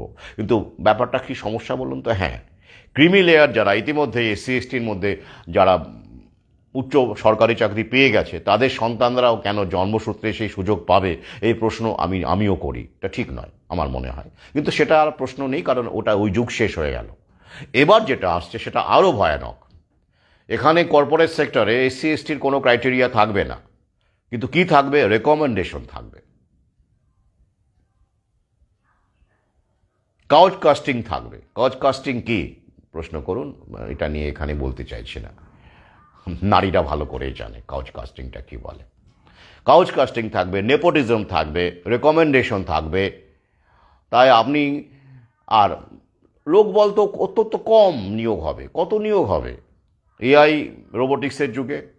উল্টো তো জবটা কমবে। কম্পিউটার আসার পরেও অনেকে বলে কম্পিউটার এসেছিল, কি হলো, ব্যাপারটা আলাদা। এআই প্রযুক্তি আর কম্পিউটার এক নয়। কম্পিউটার 70 জনের চাকরি খেলেও শতকরা 30টি চাকরি তারা জেনারেট করেছিল। আর এআই কি করবে? এআই 90 জনের কাজ খাবে, 10টা জেনারেট করবে। ব্যাপারটা আরও ভয়াবহ হবে। সেটা তো আমাদের প্রধানমন্ত্রী গিয়েও তো বলে এসেছেন, সবাই তো বলছে, এটা তো আপনারা জানেন। এটা সেলফ লার্নিং টেকনোলজি, সেটা দেখতেই পাচ্ছেন, বিভিন্ন নমুনায় দেখতে পাচ্ছেন। জার্নালিজম থেকে শুরু করে বিভিন্ন সার্ভিস সেক্টরে বিভিন্ন রকমের মেধাগত ক্ষেত্রে আর মানুষের দরকার পড়বে না। একদম টপ লেভেলের মেধার কথা আলাদা, তারা তো এআইকে ফিট করবে, তাদের কথা বলছি না। কিন্তু সাধারণ অ্যাভারেজ মেধার মানুষ যারা করে কমবে খেত আগে, কন্টেন্ট রাইটার বলুন, জার্নালিস্ট বলুন, বিভিন্ন রকমের পেশা, তারা এখন আর পারবে না, তারা ওয়াইপ আউট হয়ে যাবে, সেটা আমরা দেখতে পাচ্ছি। তাহলে ওই লক্ষ লক্ষ টাকা ডোনেশন দিয়ে সন্তানকে কোনো ডিগ্রির পেছনে, ব্র্যান্ডেড স্কুলের পেছনে খরচ করবেন না। তার বদলে ইংরেজিটা বাড়িতে গৃহশিক্ষক রেখে শেখান, ইংরেজিটা দরকার আছে। এছাড়া পরবর্তীতে যখন একটু বড় হবে কোনো স্কিলের দিকে নিয়ে যান, সেটা কাজের ছোট বড় স্ট্যাটাস দেখবেন না। আমার এখানে একজন প্লাম্বার আছে, কাজ করে আমাদের বিল্ডিংয়ে। সে বুলেট নিয়ে কাজে আসে, কাজ করে, অনলাইন পেমেন্টও নেয়, সে অফলাইনও নেয়, নিয়ে আবার বুলেট চালিয়ে চলে যায়। তো সে একদিন দেখলাম সে আরেকটা মানে বুলেট নিয়ে ঢুকছে, সেইটাই করে কিন্তু দিনরাত, তারপরে মানে অন্য কোনো কাজই করে না, এটাই সে করে, সবসময় ব্যস্ত, কোনো না কোথাও ছুটছে সে। আরেকটা বুলেট এনফিল্ড নতুন মনে হলো, বললাম এটা কি, আগেরটা কি বেচে দিলে? এলো না না স্যার, এটা তো আমার আসলে লংয়ে যাওয়ার জন্য এটা, হ্যাঁ, আর ওটা শর্টের জন্য ব্যবহার করি, ব্যাস হয়ে গেল। অর্থাৎ তারপর জানা গেল সে এটা নিয়ে কাজ সেরে সে দূরে কোনো একটা ফ্ল্যাটে, মানে ফ্ল্যাট বাড়ি হচ্ছে, সেখানে সে কন্ট্রাক্ট পেয়েছে প্লাম্বিংয়ের, সেখানে সে যাবে, তাই এই নতুন বাইকটা নিয়ে সে বেরিয়েছে। তাহলে কি বুঝলেন? কিন্তু একদিনে সেটা হয়নি অবশ্যই, নট অ্যান ওভারনাইট প্রসেস। সেটাকে লেগে থেকেছে, সময় দিয়েছে, শিখেছে, অধ্যবসায় ব্যবহার করেছে, তবে এখানে পৌঁছেছে। তো সমস্যা হচ্ছে বাঙালিদের মধ্যে, এটা তো আমাদের বিজ্ঞানী প্রফুল্লচন্দ্রই বলে গেছেন, ওই চাকরি করার মানসিকতাটা বড্ড বেশি। নিজে কিছু করা, স্বনিযুক্তি করা, ছোটোখাটো ব্যবসা করার এই মানসিকতা ছিল না। ব্রিটিশ আমলে এই মানসিকতাকে কাজে লাগিয়ে বাঙালিরা কেরানি হয়ে দেখিয়ে দিয়েছে। কিন্তু সেইখান থেকে তো এবার আর পথ নেই, পথ নাই, পথ নাই, পথ নাই, রথ থেকে দুম করে পথে। তাহলে এই নতুন বিশ্ব ব্যবস্থায় সবচেয়ে বেশি আহত হতে চলেছে, আঘাতপ্রাপ্ত হতে চলেছে মধ্যবিত্ত শ্রেণী। কারণ যারা একদম নিচের তলার মানুষ, তাদের নতুন করে কিছু হারানো তাদেরও আছে অবশ্যই, কিন্তু তাদের লাইফ এক্সপেকটেশনটা অত্যন্ত কম বলে তারা কোপ করতে পারবে এবং পারছে। তারা দেখবেন আবার ফিরে এসছে, আবার তারা কাজকর্ম করছে, আবার তারা ঝালমুড়ি বিক্রি করছে, তারা ফিরে আসছে, তারা কিন্তু হার মানেনি।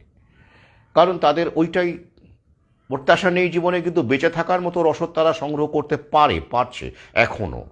কিন্তু যে মধ্যবিত্ত শ্রেণী, তাদের সন্ততি যারা আইটি সেক্টরে আছে, এমবিএ করছে, এমবিএর সেই পুরনো মডেলের এমবিএ, পুরনো সব সফটওয়্যারের আইটি এসব যারা করছে, আর এমএসসি, বিএসসি তো সব শেষ, তারা কোথায় যাবে? কারণ তাদের প্রত্যাশাটা হয়, তারা অনেকেই আত্মহত্যা দেখবে বেড়ে গেছে। আইআইটিতেও আত্মহত্যা মারাত্মকভাবে বেড়েছে। যদি সাম্প্রতিক পরিসংখ্যানে আমরা দেখি যে ওল্ড আইআইটিগুলো আগেকার আছে, পুরনো আইআইটি, সেখানকার 37% প্লেসমেন্টই পায়নি আইআইটি থেকে। ভাবতে পারেন, আইআইটি মানে সেরা ব্র্যান্ড আমাদের দেশের, ওয়ার্ল্ডেও পরিচিত আইআইটি। আর নতুন যে আইআইটিগুলো, সেখানে দেখা যায় 40% মানুষ প্লেসমেন্ট পায়নি, পড়ুয়া পায়নি। তাহলে আইআইটি মানেই যে সঙ্গে সঙ্গে চাকরি পাওয়া, এই মিথটা কিন্তু চলে যাচ্ছে, ভাঙছে, ওটা এখন মিথ। আগে কিছুটা রিয়ালিটি ছিল প্রথম দিকে, অবশ্যই ওরাই করেছে, ওরাই ভাঙছে। এই স্কিলের ওদের আর দরকার নেই, এগুলো সব পুরনো হয়ে গেছে। কেন পুষবে ওরা? কেন শিক্ষক পুষবে, কেন ইনফ্রাস্ট্রাকচারে খরচা করবে, কেন স্টুডেন্টদের পেছনে সরকার ঢালবে, ওগুলো তো বুঝতেই পারেন সাবসিডাইজড। প্রভুদের প্রয়োজন মেটানোর জন্য এই সেন্টারগুলো করা হয়েছিল। প্রভুদের আর প্রয়োজন নেই বলে প্লেসমেন্ট কমে যাচ্ছে। আগামীতে সেটা আস্তে আস্তে শূন্য হয়ে যাবে বা উঠেই যাবে। রিসেট হচ্ছে না। রিসেটকে শুধু স্কুলে হবে, সরকারি স্কুলে হবে? রিসেট তো সরকারি প্রযুক্তি বিশ্ববিদ্যালয়গুলোতেও হবে, আইআইটিতেও হবে, এআইএমএসেও হবে, সর্বত্র হবে। কোথায় হবে না বলুন দেখি? আর তাই মধ্যবিত্তের বিনাশ কেন বলেছিলাম, দেখতেই পাচ্ছেন। এই যে 700 জন, এরা কোথায় এখন জব পাবে? তারা যে স্বপ্ন দেখেছিল ইতিমধ্যে তারা মার্কড হয়ে গেছে।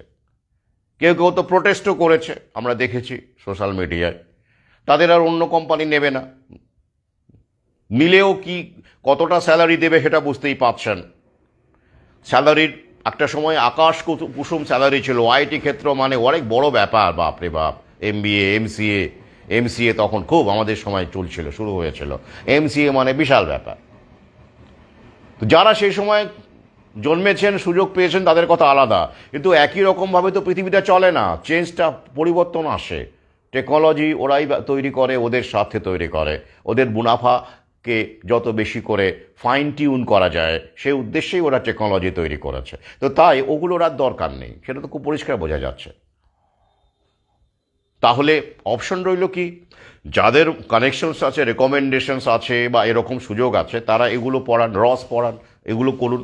মেশিন লার্নিংয়ে যান, রোবোটিক্সে যান, এবং যাতে করে আপনি পরবর্তীকালে আপনার মধ্যবিত্তের একটা অংশ, অন্তত 10%, সবাই পারবে না, এটা 10% অংশ তারা টপ লেভেলে চলে যাবে, সরাসরি ডাইরেক্ট দালাল হয়ে যাবে। দালাল কথাটা কিন্তু আমি খারাপ অর্থে ব্যবহার করিনি, অর্থে আমি প্রতিনিধি অর্থে ব্যবহার করেছি। সিস্টেমের দালাল থাকেই। তো সেই অর্থে তারা টপ লেভেলের দিকে চলে যাবে। আর বাকি 90% কিন্তু তাদের উপার্জন, যেটা একটা মধ্যবিত্ত বলতে আমরা যা বুঝতাম, যে স্ট্যাটাস বুঝতাম, সেটা পুরোটাই ডাউনগ্রেডেড হয়ে গিয়ে আস্তে আস্তে পুরো তারা এই 90% মানুষ পুরো নিচের লেভেলে, যাদেরকে আমরা মানে ছোটো ঝালমুড়িওয়ালা বলি বা রং মিস্ত্রি বলি বা অমুক বলি তমুক বলি, যাদের উপার্জনটা কম, ব্যতিক্রম বাদ দিয়ে। সে তো প্লাম্বার দেখতেই পেলেন, সে নিশ্চয়ই সব প্লাম্বারের তো আর দুটো করে এনফিল থাকে না।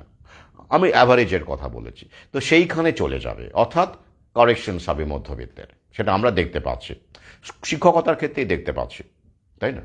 এই যে আমাদের দেশের মধ্যবিত্তের একটা উল্লেখযোগ্য অংশ সরকারি চাকরি, তাই না? অনস্বীকার্য। এবং অবশ্যই এই যে ধরুন ছাঁটাই করা যে কর্মচারীরা 700 জন, এরা একটা জাস্ট প্রতীক মাত্র। এরকম বহু ছাঁটাই হচ্ছে চারদিকে এবং আগামীতে হবে। এরা যে মাইনেটা পেত সেটাও মধ্যবিত্ত শ্রেণীরই মাইনে। তারা তো সিইওর মতো মাইনে পায় না।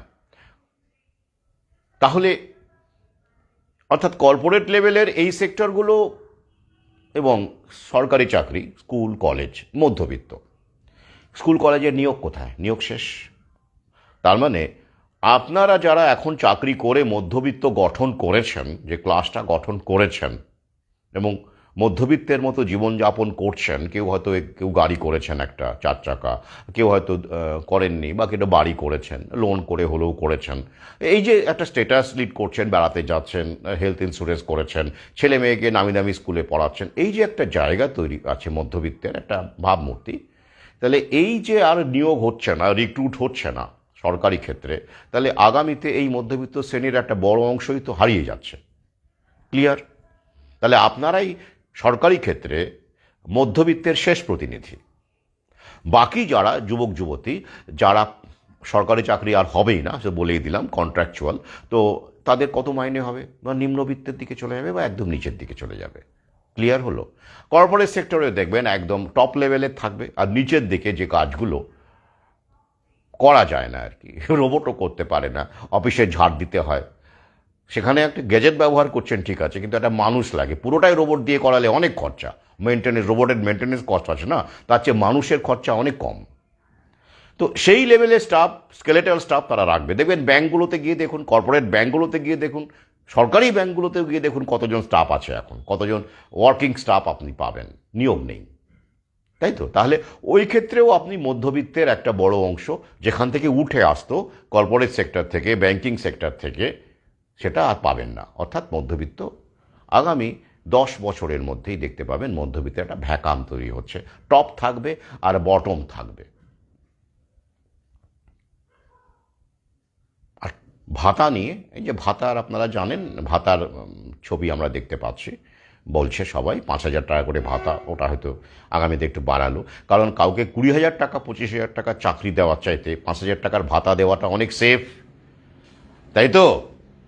বিক্ষোভ হবে না বাবা, কন্ট্রোল হবে বাবা, 5,000 টাকা করে পাচ্ছি, কি দরকার ঝামেলা করে, এদিকে নজরও রাখছে, নাহলে টাকাটাও পাবো না। ওই যে যে কারণে ভৌ ভৌ গুঁজে দিল, বাপরে বাপ, সুযোগ সুবিধে বন্ধ হয়ে যাবে। অর্থাৎ এইটা করে চারদিকে ওদের সুবিধে, জব দেওয়ার দায়িত্ব থাকলো না রাষ্ট্রের, হাত ঝেড়ে ফেললো। পাশাপাশি 5,000 টাকা করে বা 4,000 টাকা করে ভাতা দিয়ে যুব সমাজকে বেঁধে ফেলা গেল, ভয়ে ভয়ে রাখা গেল যে বাবা এখন যদি আমরা ট্যাঁফু করি, আন্দোলন টান্দোলন করি, সরকারের বিরুদ্ধে কাণ্ড কারখানা করি, তাহলে তো এটাও বন্ধ হয়ে যাবে, কারণ আমার আধারটা তো ওদের কাছে। টোটাল কন্ট্রোলের খেলাটা বুঝতে পারছেন কি ভয়ঙ্করভাবে আমরা ফেঁসে গেছি। তবে এটা আমাদের প্রাপ্য ছিল বলে আমার মনে হয়। যেভাবে আমরা নিজেদেরকে নিয়ে বুঁদ হয়ে গিয়েছিলাম, তুমি আর আমি আর আমাদের সন্তান, এই আমাদের পৃথিবী, এই গানের মধ্যে নিজেদের ঢুকিয়ে দিয়েছিলাম, আশপাশের মানুষের দিকে তাকায়নি। পায়ে ওরা যেমন করে আমাদের দোলেছে, ম্যাক্রো স্কেলে ব্যয়নিক শক্তি শুষেছে, আমরা মাইক্রো স্কেলে আমাদের আশপাশের মানুষকে শুষেছি আমরা সবাই। তবে প্রশ্ন করতে পারেন যে ওরা কেন, ওদের শ্রীবৃদ্ধি হচ্ছে, আমাদের কেন কষ্ট পেতে হবে? মহাকাল কি এটা চায়?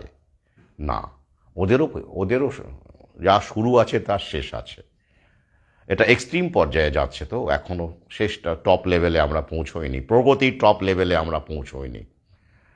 তারপরে ওদেরও শেষ আছে, ওরাও সেটা ভয়ে আতঙ্কিত। ওরা কিন্তু একটা প্রাণ বাঁচানোর, অস্তিত্ব টেকানোর লড়াই করছে। জায়নিস্ট ক্যাপিটালিজম এখন শেষ ফেজে আছে, লাস্ট ফেজে চলে যাচ্ছে। এখান থেকে একটা এসপার ওসপার হয়ে যাবে, এটা আমার পর্যবেক্ষণ। তাই ওরাও কিন্তু টেনশনে আছে, কি করে ওদের অস্তিত্ব টেকানো যায়। যেমন করে বেকার যুবক যুবতীটিও ভাবছে কি করে আমার অস্তিত্বটা টিকে থাকবে, মাইক্রো স্কেলে ভাবছে। ওরাও কিন্তু দিনরাত ভাবছে যে কি করে মানুষের বিক্ষোভ আটকানো যাবে, কি করে আমার প্রফিটটাকে এনশিওর করা যাবে, কি করে টোটাল কন্ট্রোলটাকে কায়েম করা যাবে। এদিকে চারদিকে অ্যান্টি ভ্যাক্সারের সংখ্যা বেড়ে যাচ্ছে গোটা বিশ্বে, আমাদের মতো মানুষ বাড়ছি আমরা, এসব ওরাও দেখতে পাচ্ছে। ওদেরও এখন ঘুম হচ্ছে না, কি করে পরের ভ্যাকসিনটা গুঁজে দেওয়া যাবে, কি করে আরও মানুষকে অসুস্থ করা যাবে। কি মুশকিল, এরা তো খেপে যাচ্ছে, এরা তো প্রতিবাদ করছে, মহা মুশকিল। কি করে এত এত বিক্ষোভকে মানুষকে আবার স্বাস্থ্যকর্মীদের দিয়ে বুঝিয়ে বাজিয়ে আবার ডেঙ্গু ভ্যাকসিনটা কি করে যে গুঁজবো, মহা চিন্তা। এসব ওরাও ভাবছে, ভাবনার মধ্যে সবাই আছি আমরা। আর আমরা কি ভাবছি? একটা স্বপ্ন দেখছি আমরা। করোনা প্যান্ডেমিক যে আমাদের সাপে বর হয়েছে, সেখান থেকে আমরা একটা পথ খুঁজতে বেরিয়েছি, যে পথটা শুধু স্বাস্থ্যের নয়, ভৌহীন স্বাস্থ্যের নয়, ফার্মা লবির আধিপত্যকে পদাঘাত করে স্বাধীনভাবে নিজের স্বাস্থ্যকে রক্ষণাবেক্ষণ করার কর্মসূচি নয়। এমন একটা স্বপ্ন, ভাগ করে খাওয়ার স্বপ্ন, এটা তার সঙ্গে যুক্ত। কারণ এই সমস্ত কিছু যুক্ত। এটা যদি মনে করেন শুধু চিকিৎসা স্বাস্থ্য, তা নয়। এগুলো সব কিছুই তো এইখান থেকেই উঠে এসেছে যে আমরা একে অপরের কথা ভাবিনি, পাশের মানুষটিকে পায়ে দোলে চলে গেছি, এগিয়ে চলেছি অগ্রগতির নামে। এই লোভ, এই আত্মসর্বস্ব চিন্তাভাবনা থেকেই তো এই সিস্টেমটা বেঁচে থাকার রসদ নেয়। তারা আমাদের মধ্যে এগুলো ঢোকায়, আর আমরা এইরকম ওদের মতো হয়ে যাই বলেই, আমরা ওদের সুরে নাচি বলেই সিস্টেমটা সারভাইভ করে, ম্যাট্রিক্সটা সারভাইভ করে। ওরা সেটা জানে। আর তাই আমাদের এইভাবে শুধু মানুষের, যত সম্ভব মানুষের পাশে থাকা, ছোট্ট করে হলেও, যেটা আমি বারবার করে বলি, আমাদের সাধ্য খুব সীমিত, কিন্তু এতে করে অন্তত নিজেকে পবিত্র করা যায়। কুম্ভে স্নান করার দরকার পড়ে না। আমরা যে পাপ করেছি সেই পাপের সংজ্ঞাটাও আমার কাছে ভিন্ন। তাই আমরা কিন্তু কুম্ভের গিয়ে ওই রকম যা দৃশ্য দেখতে পাচ্ছি, খুব ভয়াবহ দৃশ্য। ওই মগজ ধোলাইয়ের ধম্মকম্ম আর কি, যেমন করে হজের জন্য হয় ধম্মকম্ম। আমার ভালো লাগলো, বেশ কিছু সহযোদ্ধা তারা ইসলাম ধর্মাবলম্বী, তারা বইমেলায় এসে বলল যে তারা বলেই দিয়েছে ভ্যাকসিন ট্যাক্সিনের কারণে ওসব মুজে দেবে, এইসব হলে হবে বলে তারা হজে যাবেই না, দরকার হলে। কোনো দরকার নেই হজে যাওয়ার। ব্যাপারটা ভালো লেগেছে আবার। এই তো চেতনা, এটাই তো চেতনা। তো কুম্ভ কোথায়? গঙ্গায় স্নান, ওইখানে স্নান করলে পাপ ধুয়ে যায়? না না না, তার চেয়ে মানুষের পাশে দাঁড়ালে পাপ ধুয়ে যায়। যে পাপ আমরা করেছি, এখনো করে চলেছি, স্বার্থপরতার পাপ, আত্মকেন্দ্রিকতার পাপ, সেটা স্নান করলে হয়? স্নান করলে মেটে না, সেটা কাজ করলে হয়। কাজের মাধ্যমে মেটে, আমাদের কর্মকাণ্ডের মাধ্যমে আমরা এই পাপ স্খলন করতে পারি। খুব ভালো লেগেছে এবার বইমেলা, যেটা আমি আগে এককভাবে করেছি। গত বইমেলা থেকে একজন সূত্রপাত করেছিলেন, সেটা আমি আজকে এবারে ভিডিওতে বলার কারণে দেখলাম অনেকেই অনুপ্রাণিত হয়েছেন। এবারে বেশ কয়েকজন সহযোদ্ধা পাঠক তাদের সাধ্যমতো একটি দুটি বাড়তি বই কিনে উপহার হিসেবে রেখে গেছেন স্টলে। ইতিমধ্যেই তারা সেই বইগুলো বইমেলা থেকেও এক দুজন বা তিনজন তারা সংগ্রহ করেইছেন। তো এই যে ব্যাপারটা, এটা কিন্তু এই একটা কর্মসূচি, ভাগ করে খাওয়া, মানে নিজের উপার্জন যদি মনে হয়, সাধ্য থাকে, যে সহযোদ্ধা বই কিনতে পারছে না, সেটা তো লেখক হিসেবে আমি বরাবরই করে থাকি, আমার করে থাকি, সেটা জানেন আমার অনেকেই। কিন্তু সেক্ষেত্রে সহযোদ্ধারাও এগিয়ে এলেন আমার, এটা তো একটা বড় পদক্ষেপ, তাই না? এভাবেই তো মানুষের পাশে সাধ্যমতো থাকা যায়। এই জন্য আমি সত্যি গর্বিত। তো আমি একটা উদাহরণ দিলাম মাত্র, শুধুমাত্র যে এইভাবে আমার বই কিনে উপহার দিলেই সেটা বড় কাজ হবে, নট লাইক দ্যাট। জীবনের সর্বক্ষেত্রে, সমাজের বিভিন্ন ক্ষেত্রে আমরা এই কাজগুলো করতে পারি, এবং আমার বিশ্বাস আমার সহযোদ্ধা পাঠকেরা তারা করছেন তাদের সাধ্যমতো। আজ আমি এখানেই শেষ করছি। প্রশ্ন থাকলে অবশ্যই করুন, সঙ্গে থাকুন, ছড়িয়ে দিন। শুভরাত্রি।